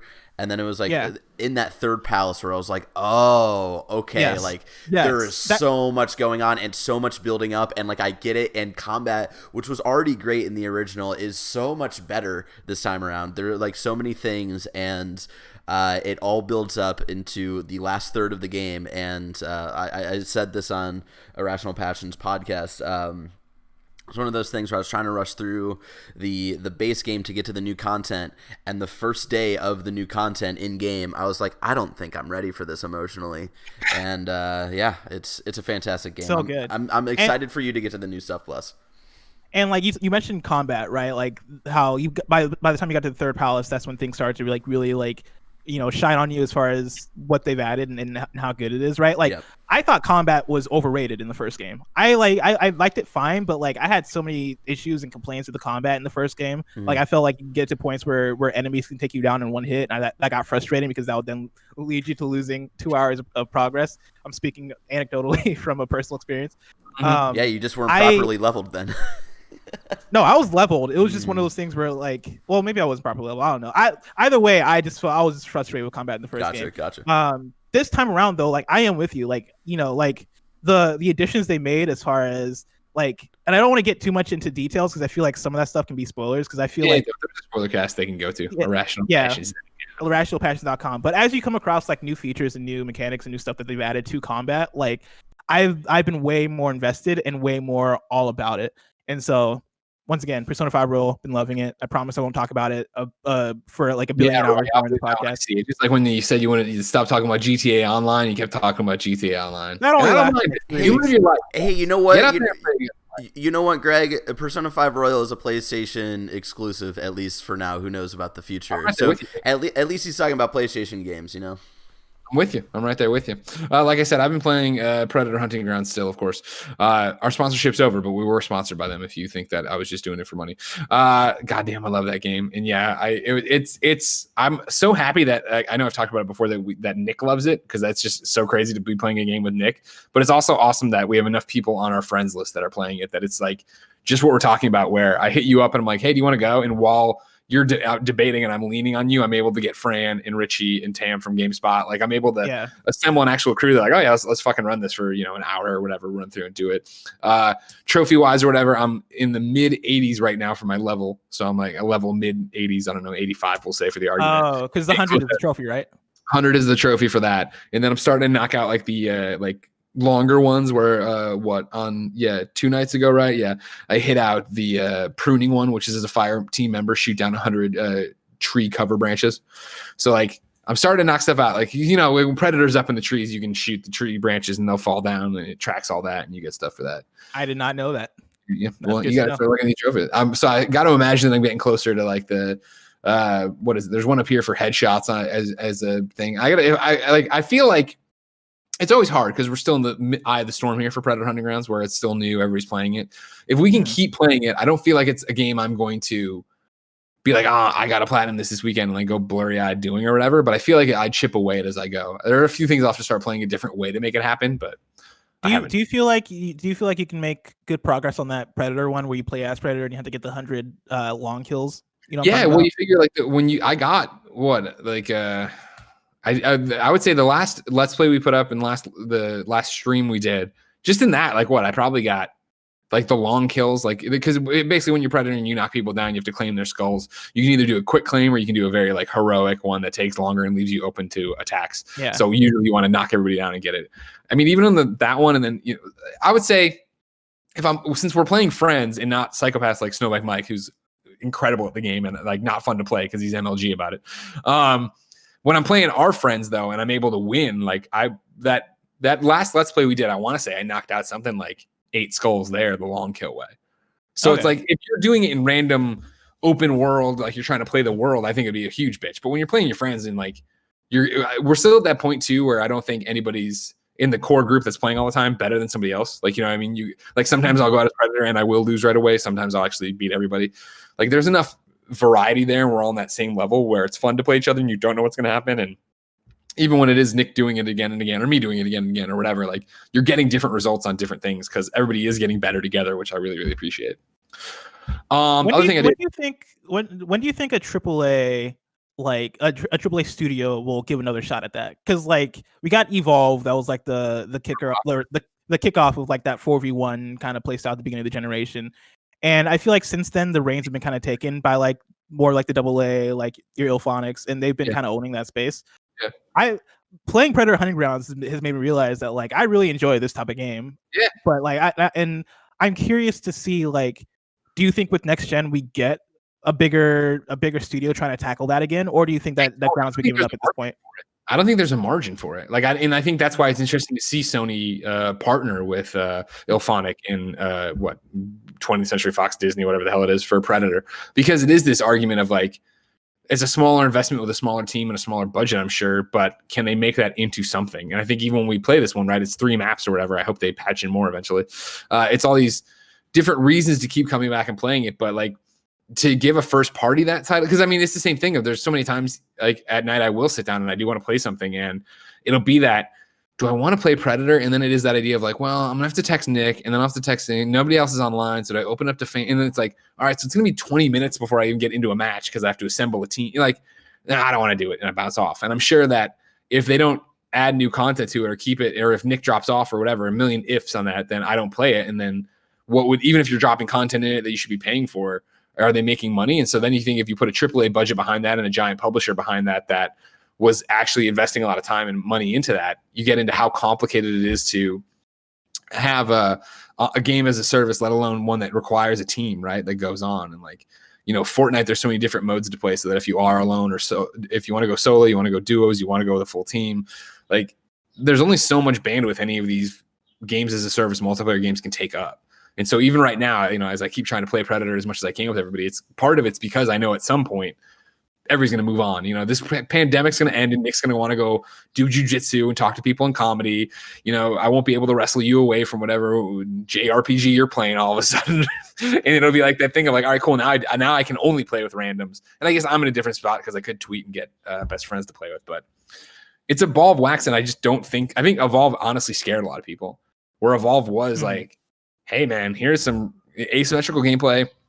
We put in all these mechanics, we've put in all this strategy, we've done all these different things, and it came out and people were like, yeah, this is all great, but like, what if I just want to fuck around, right? And I think that's why Friday the 13th works. I think that's why Predator works. I think that's why asymmetrical games like Dead by Daylight work, where it's like, if you want to get into the nitty gritty and have a plan and have a team and have, you know, perfect call outs, great. If you want to just go fuck around, you can go fuck around and be done with it. Whereas Evolve, I never felt was a game you could just jump in and fuck around with. You needed like, all right, cool, I'm running a healer class. You need to tether the monster. You put down the dome. And if you weren't doing it on that level, the monster would just fuck you up.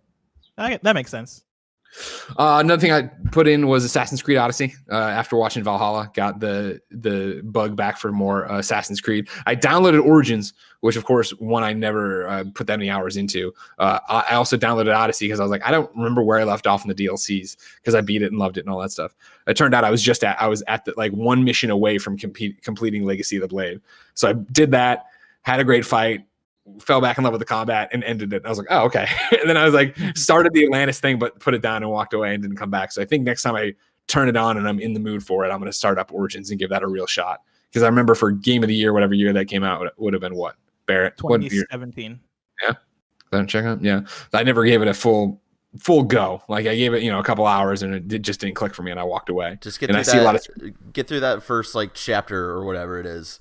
And then I think that's what I did do. I think I might have just gotten to that part and I was like, all right, I'm out of here, and I didn't. Yeah. So I need to go back, real shot, as much as I love Odyssey and how excited I am for Valhalla. And then again, another quick taste of what I did though. Obviously, we are big PlayStation VR fans here on PS I Love You XOXO, and I'm a big Walking Dead fan. So the shadow drop of The Walking Dead Saints and Sinners on Friday, right, was a pleasant surprise. And got that downloaded, got the VR all set up, popped it back in, and played literally through the opening tutorial. It did the whole tutorial, and then got into the open world of Louisiana. And it was, have you turned it on yet, Bless? I played the tutorial, yeah. I did that same thing. Like I was not feeling the tutorial because everybody's talking about how great Saints and Sinners is, and I was like, I don't know, it's just like a Walking Dead, wander around RPG. Like you pull off your backpack and you have all your slots in there. You have a flashlight here. You have your notebook with your notes here. You have a gun on your right hip. Sorry, and then on your left hip you have your knife, and maybe vice versa on that. Only you got a big axe or whatever heavy. And so like when I was in the thing and it's like use the axe on the dummies, I started and I was like, this doesn't feel satisfying. Okay. I don't know.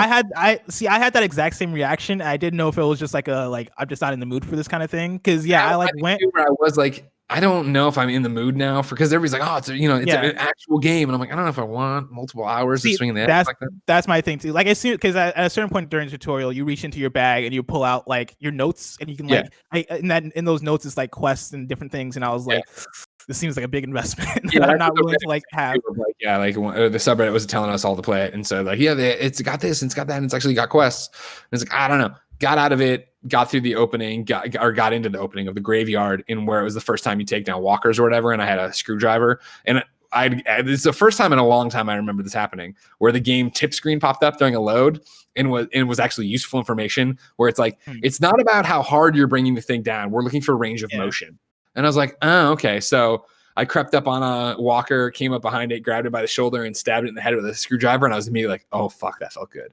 Like it was like one of those things that I did not like it with the dummies that I was doing the test runs on, but in the world, like I took that guy down, opened a door, another came at me, I lost him, came back, got him, and I was like, fuck, I can totally see myself playing this for a lot longer. But it was a quick, like I only had 10 minutes or 15 minutes or whatever, so I did that, and then as we'll talk about here in a second, I can run into it, I guess. I did that, and I was like, great. Had to stop playing VR, came back, and I was like, I don't feel like putting on VR. I'll do more of John Wick Hex, my 104 PSN Games Ranked. Remember, each and every week here on PS I Love You XOXO, Blessing and I read the PlayStation blog, pick what sounds interesting to us, one of the games from the drop over on the blog, and then that becomes part of an ever-expanding list of what will be 104 PSN Games Ranked. I picked John Wick Hex last week. Of course, it's from our friend Mike Bithell, but also, of course, even though I played it at E3 and thought it was cool on a PC, it's a strategy game that isn't really what you would normally be my jam, and wouldn't be like something I would be compelled to play right away. So I assigned it to myself as homework. Went in to play that, finished a level I'd been working on, popped a trophy bless, and then that put me 14 trophies away from trophy 10,000. Which, if you also remember from last week, I wanted to do something special for my 10,000th trophy. And there was a lot of talk. I want to thank everybody who tweeted me. So many of you reached out after PS I Love You XOXO last week and told me what you thought I should do. A lot of people screaming for Metal Gear Solid 5 Platinum. And I was like, I don't have that much time.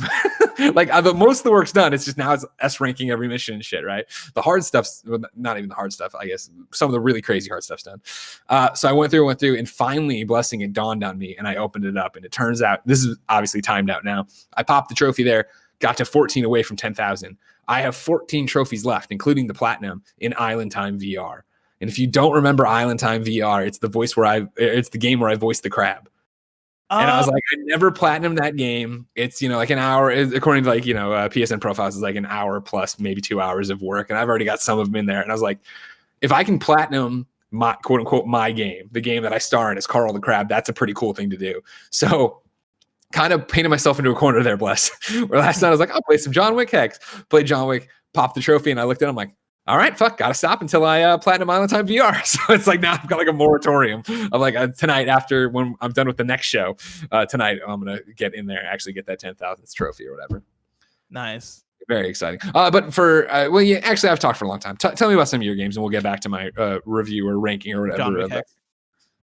I got the Oculus Quest. Which I know this isn't a PlayStation thing, but it's been interesting jumping into Oculus Quest, especially having PSVR been my only other VR experience outside of like Google Cardboard and stuff like that. And it's been an interesting kind of like it's been an interesting experience, because I got my Oculus Quest, right? And if you're unfamiliar, right, the Oculus Quest is the Oculus headset that doesn't have any cables, right? Everything's built into the headset. It's surprisingly powerful. Like I was shocked by like how well it was running certain games. But I put it on, start up everything, and I just like scroll through the library on the Oculus Quest. And I think my first observation was that like, man, I'm really impressed by the PlayStation library for PSVR. Like the Oculus Quest was like the library on the Oculus Quest is fine, but like not having like Astrobot and like Tetris Effect, and like some other like bit like what's the one that came out? Oh, Blood and Truth, and I don't think Trover was on there either. Like there are quite a few games where I was like, oh shoot, like this library seems, and of course, it's the Quest, which doesn't have the same library as like the regular Oculus Rift devices. Of course, yeah, it's got less power, so it can't have everything that Oculus would have. Or I'm sorry, you know what I mean. But even seeing what was on there, I was still like, wow, like PlayStation really put in the work to really have like good games in their library, and so that was like my first observation. I mean, after I started jumping into different games, right? Like I jumped into Echo Arena, which actually I'm not sure if that's on PlayStation or not.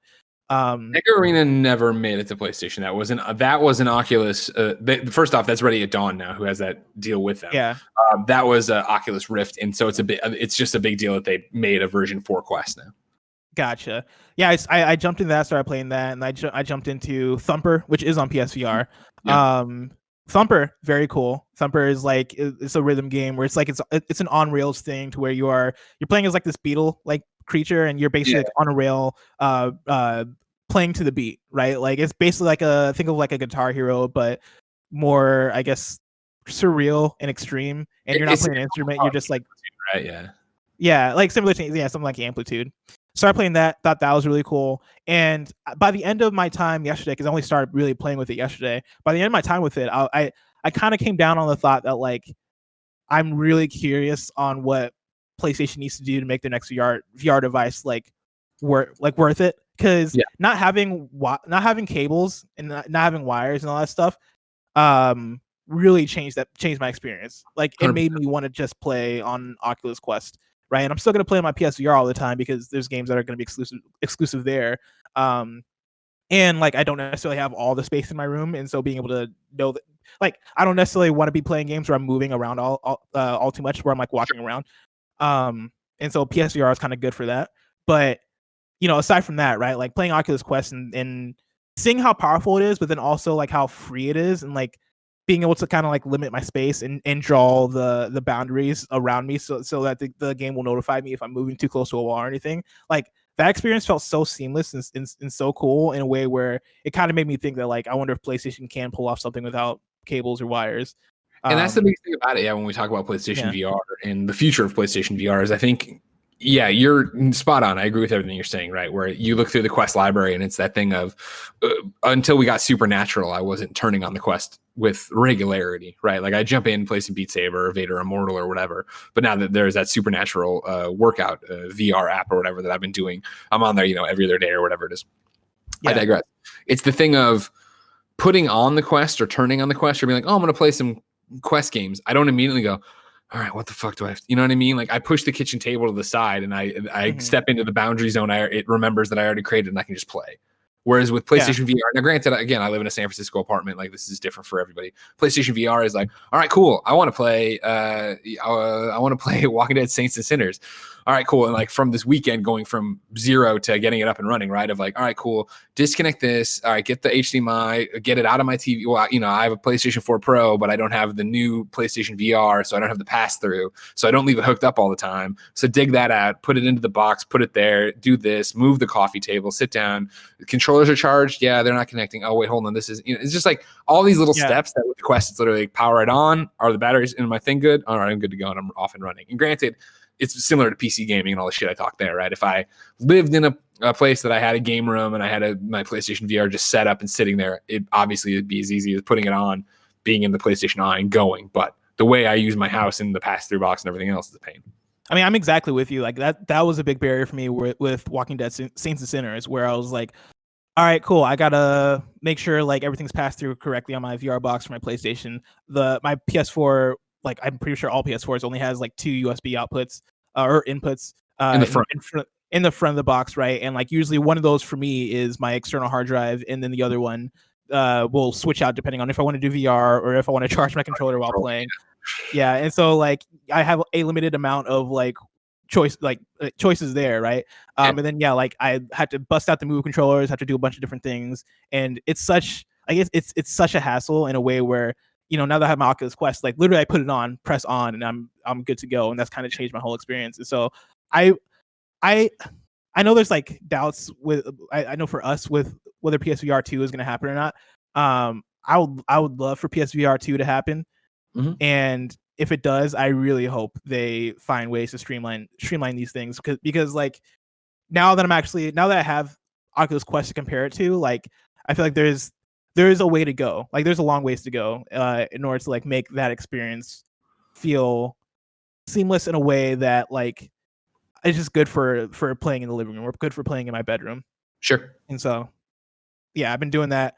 And also I did also try out Supernatural, which I might end up moving my bed. I might end up like figuring out a way to create more space in my room because you're in a tight room. That's gonna be tough.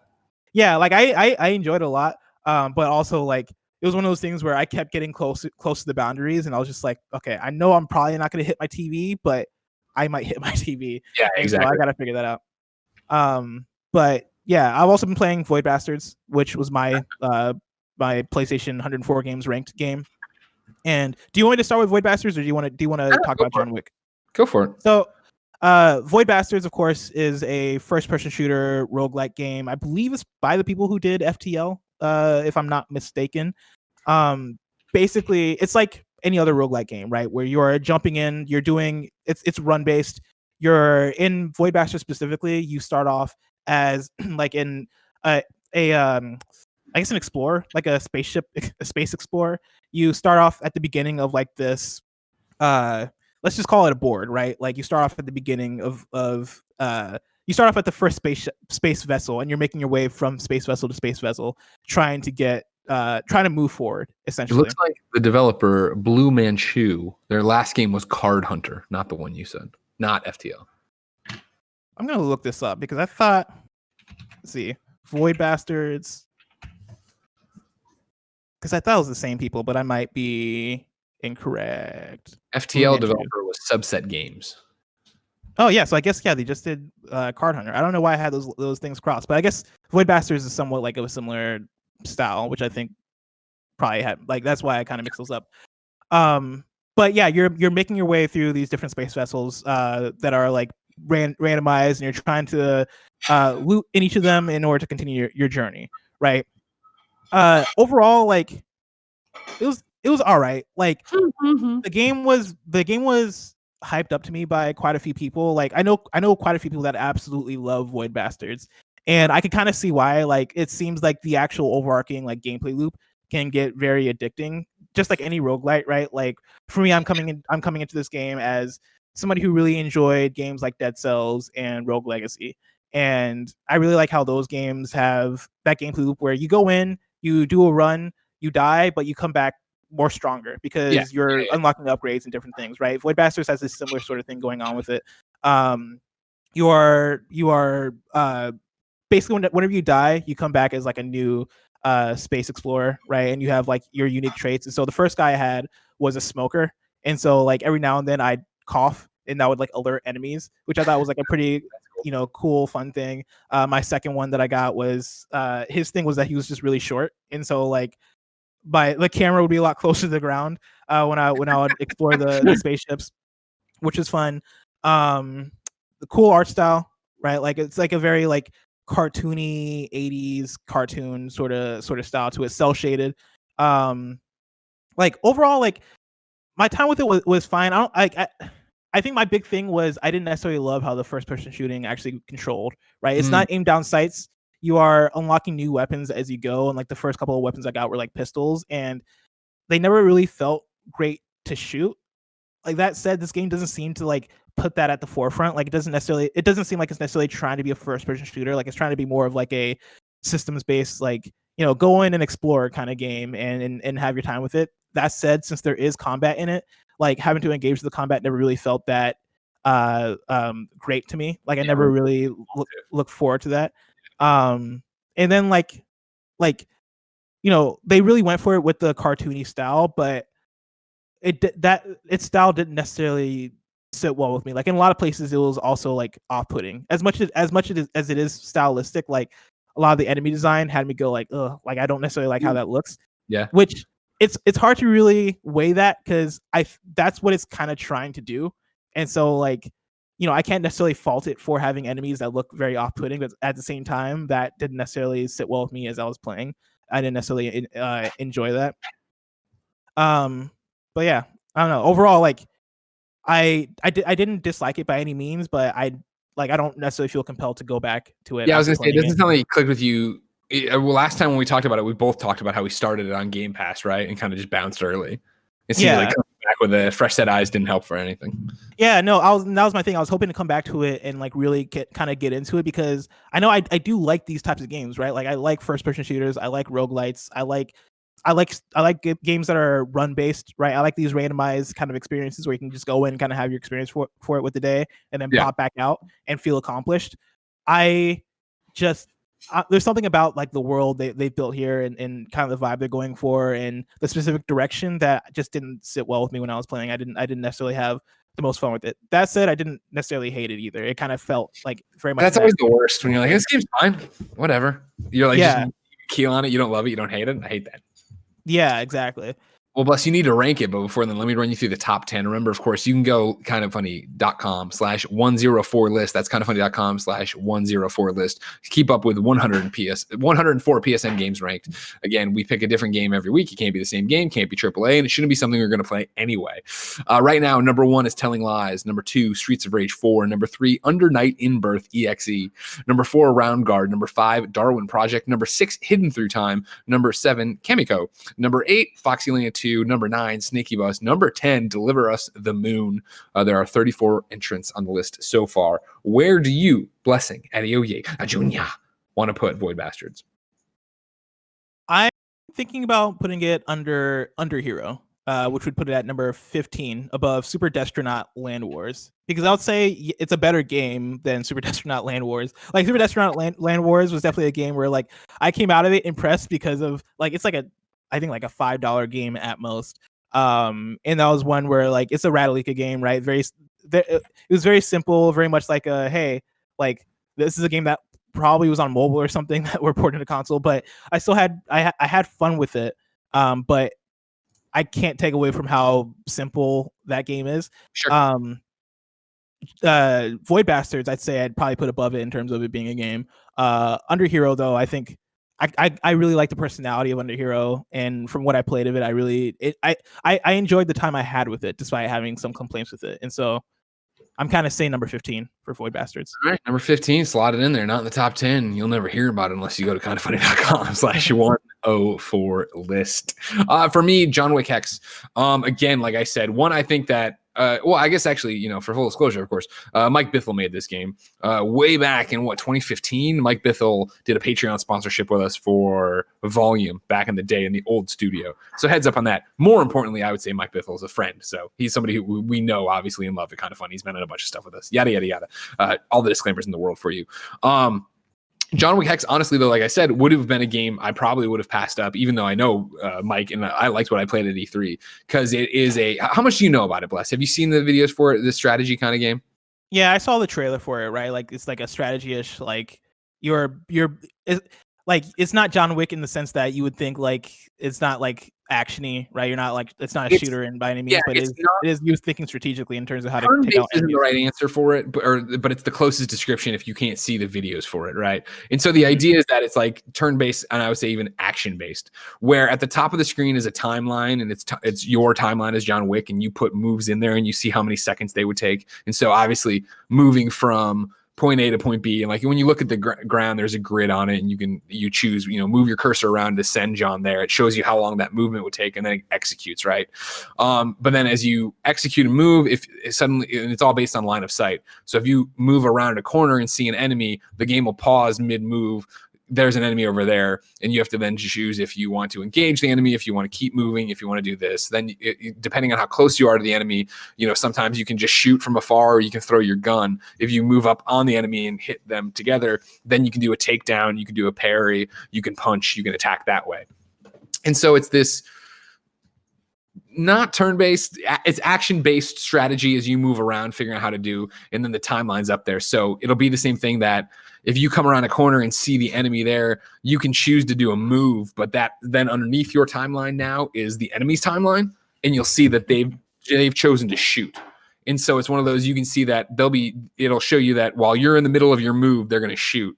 So obviously their accuracy is going to down, but they could hit you. And in the same thing of like when you round a corner and you're face to face with an enemy, you'll see that, okay, you want to shoot them, but they're going to punch you, which is a quicker move, obviously, because you don't have to grab a gun or do anything like that.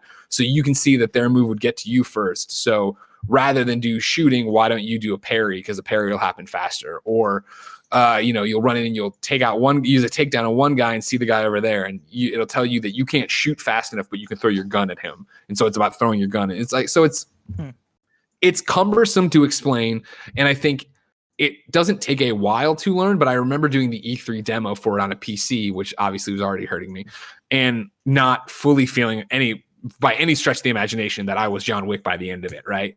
And when I started playing on opening day with it, I was having a great time, and I went and looked up reviews, and I was surprised to see the Metacritic on it for the PC version is 74. Right now, PS4 version 78. That's as of Monday, May 11th at 1:07 p.m. Because I thought that was way lower than what I would have thought. But reading through it, it is this idea that people have in there, it seems like again, John Wick, you think the crazy action of the movies, which I've never seen for full disclosure, but I've seen the trailers and I understand that. You should watch them. They're good. That's one of the whole thing. Yeah. And I hear that all the time. So going through and doing these small actions and chaining them all together, because it's really about chaining, I think, your movements together. And then, you wander around a level and you looking for items or whatever, and you feel like an idiot. At the end, you can hit the replay button and see it all play out, like all as what would be a John Wick scene or whatever, and that makes it look better. But for me, it was about last night, I would say. We usually give these games like tasters, right? I had done, when I first sat down, played all the way through the first mission and then played into the second mission, which is really where like the training wheels kind of come off. And they're like, all right, before this start of this mission, which is multiple, it's kind of like Mario World, right? Where there's multiple locations tied together in an overworld map. Before you set off on this, you have your coins that you can spend on different abilities for John. You can hide health packs in the world at these different places and like basically make the game, tailor the experience more to yourself. And so I did that, started playing, and got, I think it was 2 rooms, maybe 1 room from the end. No, 2 rooms from the end, and totally got stopped because it is not chapter to chapter, but like world to world inside of that overworld map. You are like playing out one narrative. So if I had a gun with 2 bullets at the end and I was down to 3 health and I went into the next area, I started with 2 bullets in the chamber and 3 health. And so it became this thing of I kind of painted myself in a corner where I dropped the health kit earlier on, that by the time I got to where I was, I had 3 health or 4 health. And, I needed to figure out how to get through this room full of enemies. And it was that thing of sitting here playing it and just running my head into the wall over and over and over again. You know what I mean? And then you know how it is. You're like, fuck, it's been like 30 minutes. Now I'm going to try to trick the system. So if I stand here, can I get everybody? No, fuck. And like, it was that thing of being super frustrated with it and being like, I think I'm too dumb for this game, but still enjoying trying. And then the thing was, when I put it down for the night and went to bed, I didn't have that, I got to get back to it, which I thought was going to hold it back in my rankings. But then last night when I sat down and played it, and it was, traditional video game, sat down and played the thing I slammed myself into a wall about, beat it on the first try. Like, right. And it was all of a sudden having this more freeing moment of realizing, all right, since I'm dying and restarting all the time, this doesn't have to be perfect and it doesn't have to be the most direct route. So it was suddenly like freeing it up of, rather than try to be Solid Snake about this and sneaky, let's go in there and be more what I assume from the trailers John Wick is, where I took down the first guy, the other guy looked at me. He was too far away for me to take him down, and my shot wouldn't have got to him. So I threw the gun at him, then run at him, take him down, pick the gun back up, shoot that guy over. Like suddenly get into this rhythm of just keep fucking moving and have, even though it's weird because of course the game can be as slow as you want. And I think I was playing it way more like a turn-based strategy game, having this rhythm and keep moving forward, which I wasn't doing on my first few play sessions. And so I suddenly felt like I found another set of legs with it, where I beat that level, moved on to chapter 3, and just had such a good time with it. I think the game's really pretty. It's very minimalistic. It's very black. It's very pink. It's very, the character looks like Keanu Reeves and John Wick, obviously, but it's not super detailed, right? It's got this style to it. It's got a style in the music that I think sets the cadence for what the levels is like. There's a great voice acting cast. Troy Baker is the main villain, it looks like, in it early on, as he keeps popping up in the cutscenes and stuff. Like, it has its own pace that I didn't, I think, get on my E3 demo and obviously at the end of my main play session. But coming back to it last night, I see it totally being something I want to chip away at and come back to more and more. And when it does work, it is so good. And even when it wasn't working, it was still, I wasn't frustrated to the point of, fuck this, I'm putting it down and deleting it, right? I was frustrated to the point of like, fuck, why can't I get that guy? What do I need to do different? And so to come back last night and, you know, use cover and run up to trigger them, then run back and shoot the two guys, but see that guy's going to shoot on the timeline. So if I move fast enough, I can get behind this pillar, right? Like suddenly what can be a very slow paced game became very action and fast paced for me. And I fucking had a ball. That's awesome. So for me personally, right, like it's super high for me. And we're back into this thing of how do you do it, right? And so I'm starting at the top where I think Telling Lies, one of my games of the year last year. I don't think it's better than Telling Lies. That's your number one from last week that you added at number one. So then we're to Streets of Rage 4. And that's where it gets interesting, where Streets of Rage 4, side-scrolling beat 'em up, another genre that I would never describe as my genre, right? I enjoy him somewhat. And I know Imran Khan's still fucking playing this game. I see him on PSN with it. I loved Streets of Rage 4. I thought it was really quality, but I don't see myself really coming back to Streets of Rage 4. Whereas like John Wick, I want to play more of. So I'm putting it number 2. Sounds good to me. Damn right it does. Wow. Some big things happened over the last couple of weeks. We're talking about it, right? Last week when we went through that list of how many great things were on there. Did you play that mashup game? Did you get a chance to play Super Mashup? Oh, Super Mash. I played it, like you sent me the code literally right after we recorded the podcast. I think I played it that night and immediately it was like, ooh, like this is kind of rough. But like that was a weird one too, because like you start up the game and there's like this kind of overworld kind of thing where it is like 3D models and you're walking around a store and stuff. And like I think you're like talking to like a merchant. It's like a game store, and you then like go into, I think you like approach a machine, like the Super Smash machine, which is basically like an NES that you can put 2 different games into. You approach it and then you go into the menus, and then that's where you get like your cartridges of like, all right, I want to play a platformer mixed with a JRPG. And then you put that in, and then it goes from what looks like a pretty decent like 3D model space to then like very like not great looking pixel like pixel art, and like you're playing these games that play terribly and also like look ugly, and it's like like for a second I was like, is this a mechanic? Like, am I supposed to like play until I get better games, or like are the games just bad themselves? That sucks. But yeah, I was very excited for it, and then immediately like, oh man, this is not what I wanted it to be. Well, Blessing, are you ready to belly up to the bar, look at the drop, and pick next week's game? I'm ready. Or this week's game, I guess, but we'll talk about next week. It is an odd day, the 11th as we record, which means I get to pick first this time around. We are on the drop, of course, reading from Justin's review of everything coming out. We will alternate as we go. I will begin. Emma, Lost in Memories, comes to PlayStation 4 and Vita. It lives. Emma, Lost in Memories is a 2D puzzle platformer game in which all the platforms and walls start disappearing progressively as you touch them. Think, strategize, run, jump, and feel in a surreal and poetic world where everything fades away. Fault Milestone 1 is coming to PS4 digital. Fault is a series of science fantasy cinematic novels using a unique 3D camera system for a visually immersive reading experience. Follow Selphine, the bubbly princess, and her sharp-witted royal guardian, Ratona, on their journey of a lifetime back to their homeland of, oh boy, Rugensein. Rugensein.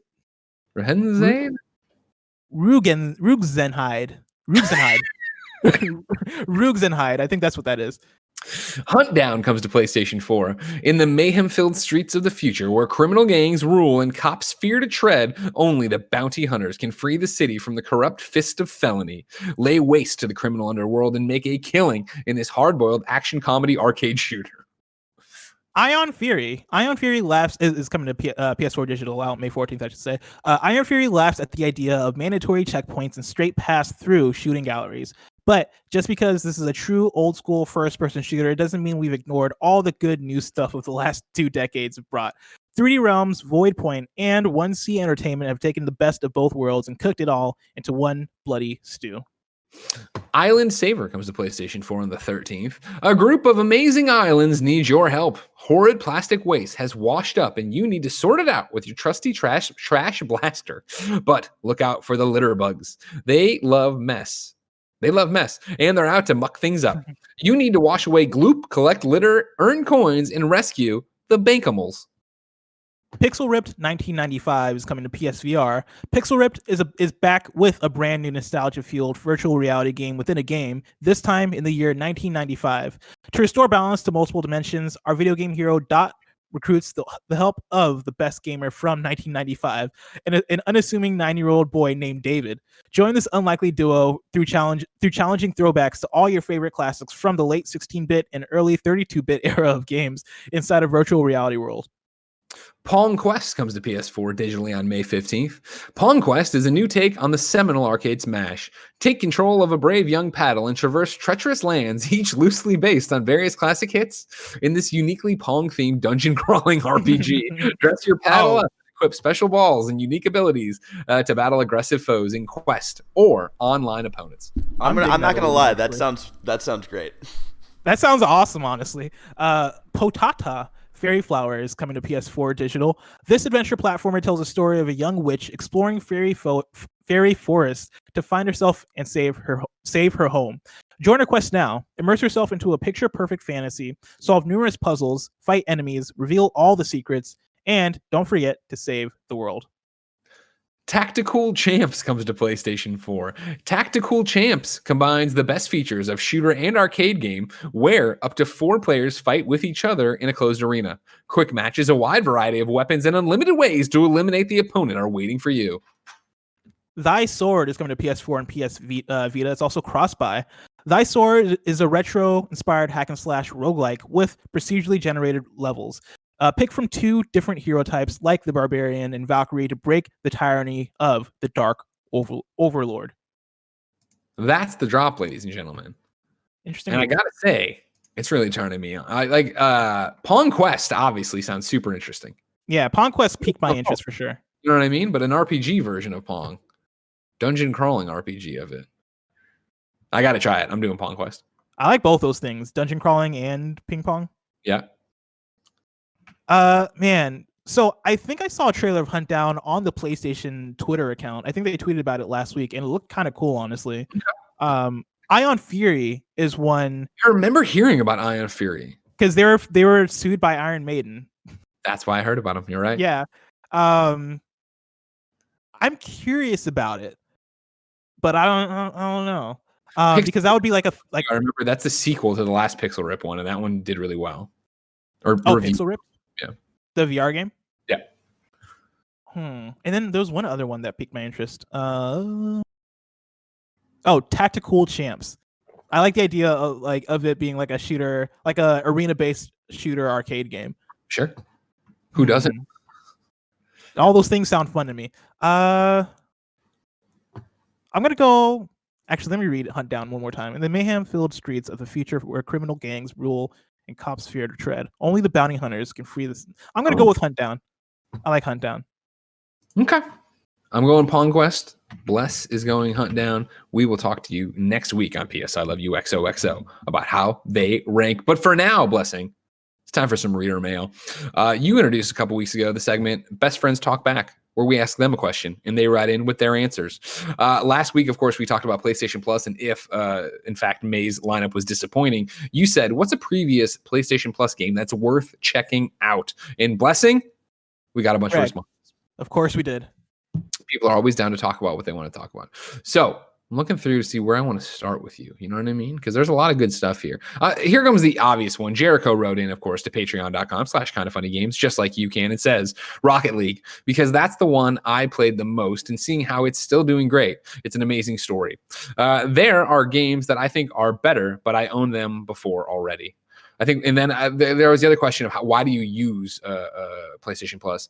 Jericho said, I think with so many games in my library, I think it's just a way to show my appreciation for PlayStation. Also, auto backups of my saves, which most people I think lean on the multiplayer or the free games, and I am definitely part of the saves being able to be uploaded. I need that. Rocket League, Bless, you're a fan. I love Rocket League. Yeah.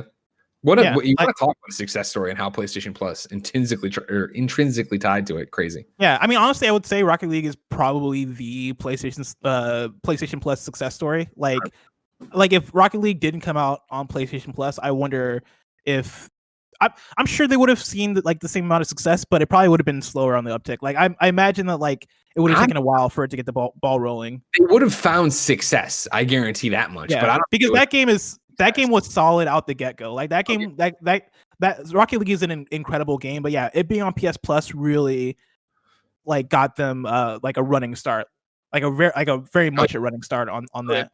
Yeah, in a way where I don't think the impact would have been the same. Yeah, 100%. It wouldn't have been the movement it was. Remember, you couldn't get away from Rocket League much. Kamza115 writes into patreon.com/kindoffunnygames and says, "Hey, Greg and Bless. I just wanted to shout out my most played PS Plus game, Dead by Daylight. As someone who used to play Friday the 13th a lot, I was deeply saddened when I found out the game would not receive any new content. But then along came a worthy successor, Dead by Daylight. I have spent countless hours screaming, yelling, and laughing as me and my friends run for our lives from the likes of Michael Myers and Freddy Krueger, trying our best to stay hidden long enough to repair the broken generators so we can escape. The game still gets updated regularly with new maps, original and licensed characters, and fun events to keep us coming back. Have either of you guys played Dead by Daylight? Greg, I know you were a huge Friday the 13th fan as well. Would you ever give Dead by Daylight a shot, or is your commitment to hunting predators too great to make room for another asymmetric multiplayer game? Thanks for everything the Kind of Funny crew does. Much love from Bonnie, Scotland." Bless, I'm not sure for you. Did you ever play Dead by Daylight? Dude, I don't even know if I played Dead by Daylight or not myself. I think I might have played it once, but also it might have been Friday the 13th that I played, and so I couldn't tell you. But yeah, I know people love Dead by Daylight from what I've seen on the internet. Real quick, too, I want you to know, this is a side about Friday the 13th and my love affair for it. I had a dream last night that they introduced the campers from Friday the 13th into Predator. And oh my God. Stoked about it. I'll let you know. I was very excited to see them running around. Cam, yeah, I've played Dead by Daylight. Never seriously. I've always done it for like Let's Plays. I want to say with like maybe Achievement Hunter, Funhouse.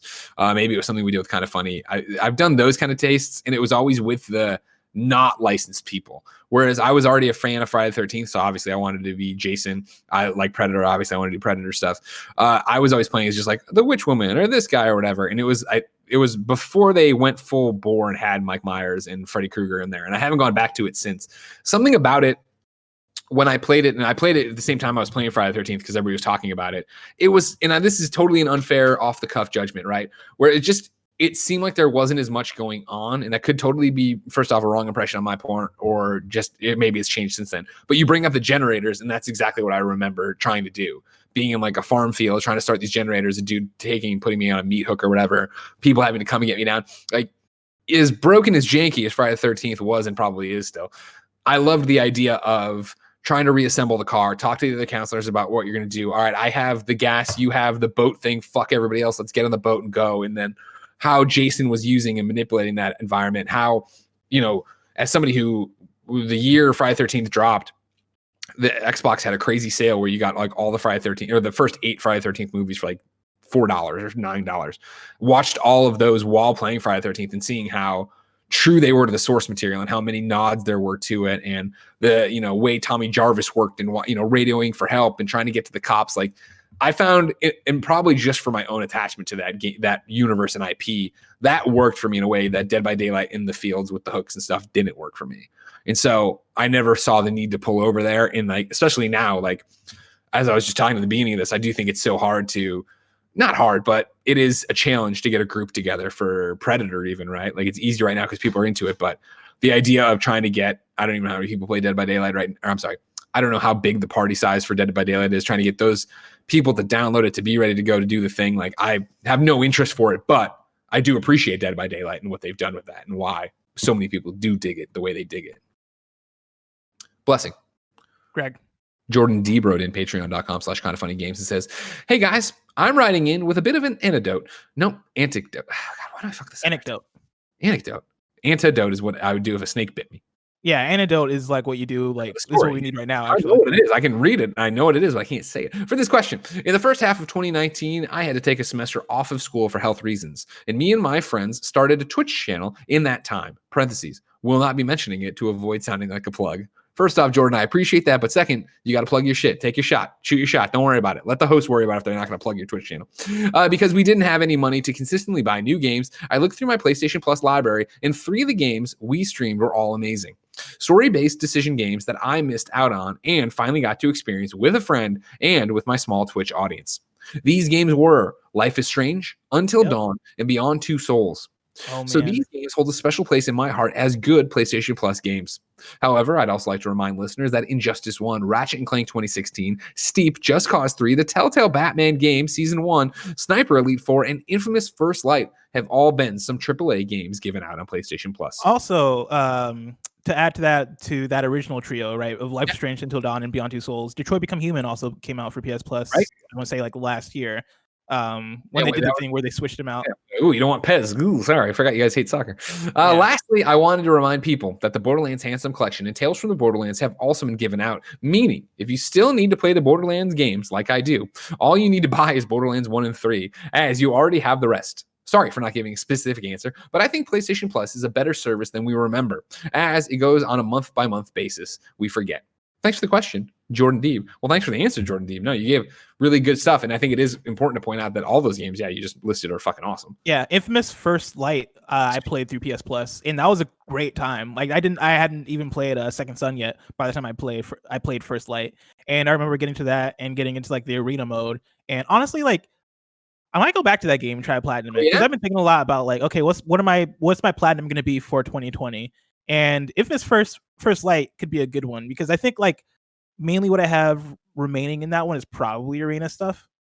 And so I also got to check if that has a platinum, because I'm actually not positive. Oh, it does. No, it does. It does? Okay. Yeah, for sure. Yeah, I never got it because I didn't vibe with the challenge rooms. Like I did the story and loved it. It was awesome. And then I was like, I don't really feel like doing challenge stuff. And so I never ever came back for it. And I don't regret it. I'll let you know right now. Even though I did look at Lost Legacy for a second, because Lost Legacy is the one Uncharted game I haven't platinumed. Well, I guess Golden Abyss as well, but that time is come and gone. So I was thinking, when I was like, what should my 10,000th trophy be? I was like, what if I ended with an Uncharted? Like I started with an Uncharted, and I looked at it, I'm like, nah, I have like 40 trophies. I still need to get in that game. I'm not, and I don't feel like a crushing playthrough of that one right now. So now, ladies and gentlemen, we ask you, our best friends, to go to patreon.com/kindoffunnygames, where you can get the show ad-free. You can get it with the post show, but more importantly, you can give us your questions, comments, concerns, and PSN profiles. This is where you give us your name. We look at your PSN profile on psnprofiles.com and either talk shit or marvel at how awesome you are. Liam wrote in today. Liam's PSN profile is in fact Muppet Lead. Muppet Lead. I love it. All one word. I don't know what it means, but I love it. Hey, Greg and Blessing, I've submitted my PSN for your mockery and scorn this week, and I don't stand up to the trophy. And I don't stand up to the trophy hunting titans of previous weeks, but I've done so to hopefully come up with a fun discussion. After browsing my trophies the other day, I saw that I'm coming close to hitting my 50th platinum. After knocking out a few Radalika games, parentheses, I have no shame. Liam, you shouldn't have shame. Get those easy trophies. I'm now at 49 platinum trophies. So I'm writing into you with a request that you pick me my 50th platinum trophy. You name the game for either PlayStation 4 or Vita, and I'll do it. I only ask that it has no stupid multiplayer trophies, parentheses, I have no friends. It doesn't take hundreds of hours to beat, as I have a 20-month-old daughter and limited game time. Other than that, any game, any genre. Keep up the amazing work during these difficult times and stay safe. Liam, a.k.a. Muppet Lead. I was about to say Metal Gear Solid 5 and Phantom Pain until you mentioned the child, and I don't want to. The child. I don't want to take you away from your child for too long. So I am on Muppet Lead's page here, psnprofiles.com/Muppet Lead. I did a refresh last night. He is still at 49 here. So yes, as he said, a full-blown trophy whore after my own heart. I see multiple Jack and Jill DXs, Foxyland, Inksplosion, the one that I thought was so bad I turned it off, Metagal. Awesome. Then we do have the stuff. Spider-Man is in here, of course. Little Acre. Mr. Masagi, I'm seeing right here. Mr. Masagi, yeah. My name is Mayo twice. That's what I like to see. Batman from Telltale, sure. Lego Jurassic World, all right. Horizon Zero Dawn. Like, there's good stuff. Walking Dead, Wolf Among Us. Nier Automata is here. That's a great one. Yeah. But, and I like this too. First platinum trophy was, in fact, Uncharted Drake's Fortune. The first platinum trophy. So I appreciate that quite a bit. Terminator Salvation. Yeah, hell yeah. You got some of the good garbos in. Oh, man, Dark Void. You got the platinum in Dark Void. Hold the phone. Dark Void had DLC? He has 48 of 58 and the platinum, meaning that there had to have been a DLC fucking pack for Dark Void. There was? Gross. Dark Void sucked. What did I give that on IG? Probably a 7. I'm being overdramatic, but I digress. Blessing, looking through this list, what do you think would be a good platform to go after? I want to suggest something that's actually good, right? I don't want to suggest some like I don't want to stress him out. Yeah. Okay. See, I'm trying to look through because I was going to say Spider-Man, but it looks like they've already platinum Spider-Man. Yeah. You want to know what I'm thinking? What's that? You said it, and I think it's a good one. I think. What about Infamous First Light? A PlayStation. Oh, yeah. Not a long game. Challenge rooms and stuff. That's a great idea, honestly. Let me see how far off I am. Maybe we make this. We all try to platinum Infamous First Light before next week. Infamous. Yeah, let me see how far off I am. Also, because Infamous First Light is a very fun game. Like, well, I mean, Infamous in general, right? Those are like very fun games, right? Like, they don't suck to kind of go back to and play. I imagine. Hopefully, I'm not eating my words. You're gonna go back and be like, "Oh my god, this is terrible." It's like, oh, this is not age well at all. All right, here we go. Infamous First Light. Yeah, I currently am at 32%, and I'm short on every upgrade, the challenges, points in the challenges, Overlord 25, rescue some hostages, earn 10,000. 25 stasis kills. I'm down. I say we challenge him to do it, and then we do it as well. I'm down. Why not? There we go. All right, everybody. You have homework. Everybody needs to go platinum Infamous First Light. Of course, as we said, it was a previous PlayStation Plus game, so hopefully you have it for free. If not, I'm sure it's on the store. I don't know why I said it like that. Of course it's on the store. But once you platinum it, I need you to screenshot yourself in front of. So I want a selfie of you in front of the TV with the platinum behind you like this. Give me a thumbs up. And you can share your screen, I guess, but I don't like that. I want to see your faces, and you'll get some retweets from me. Hashtag PSILY. XOXO. I got it all. PS. Yeah, that's right. You know, hashtag the fucking show but just the initials of the show with the XOXO. You got it? You got it, Bussy? I got it. Thank you very much. I like homework for something like that. Man, okay. I only have, looks like 13 trophies for Infamous First Light out of like 25. I got 10 to 25, so don't come complaining to me. All right? All right. Don't be complaining. I just remembered that I'm playing Persona 5, and you know that takes a lot of time. And you know what? You know what, Bless? The fun thing about Persona 5 is you can completely platinum it in just one story run. That's all I'm saying. Yeah, but I don't know if I'm gonna. I don't know if I'm gonna make it though, because I've not been playing with a guide, which worries me. I mean, there's only like two things that you really need. Or three things that you really need to unlock. You got to max out all the confidants, and you got to max out your social stats, right? You don't have to max out confidants. Really? Ladies and gentlemen, and PS I Love You, XOXO for the week. It's your PlayStation podcast. If you're supporting us on patreon.com/kindafunnygames, go on over there. Of course, the show's ad-free, but you're about to get a big old post show that'll be exclusive to you, your eyes and ears. You can enjoy it over there as we answer Mr. Fredman's question. Of course, if you don't want to follow us to patreon.com/kindafunnygames, get the show ad-free, get the post show, and get your questions read on the air. It's no big deal. You can get the show each and every Tuesday, youtube.com/kindafunnygames, roosterteeth.com, podcast services around the globe. No matter where you get it or how you get it, thank you so much. We love and appreciate you and couldn't do it without you. Until next time, no. It's been our pleasure to serve you.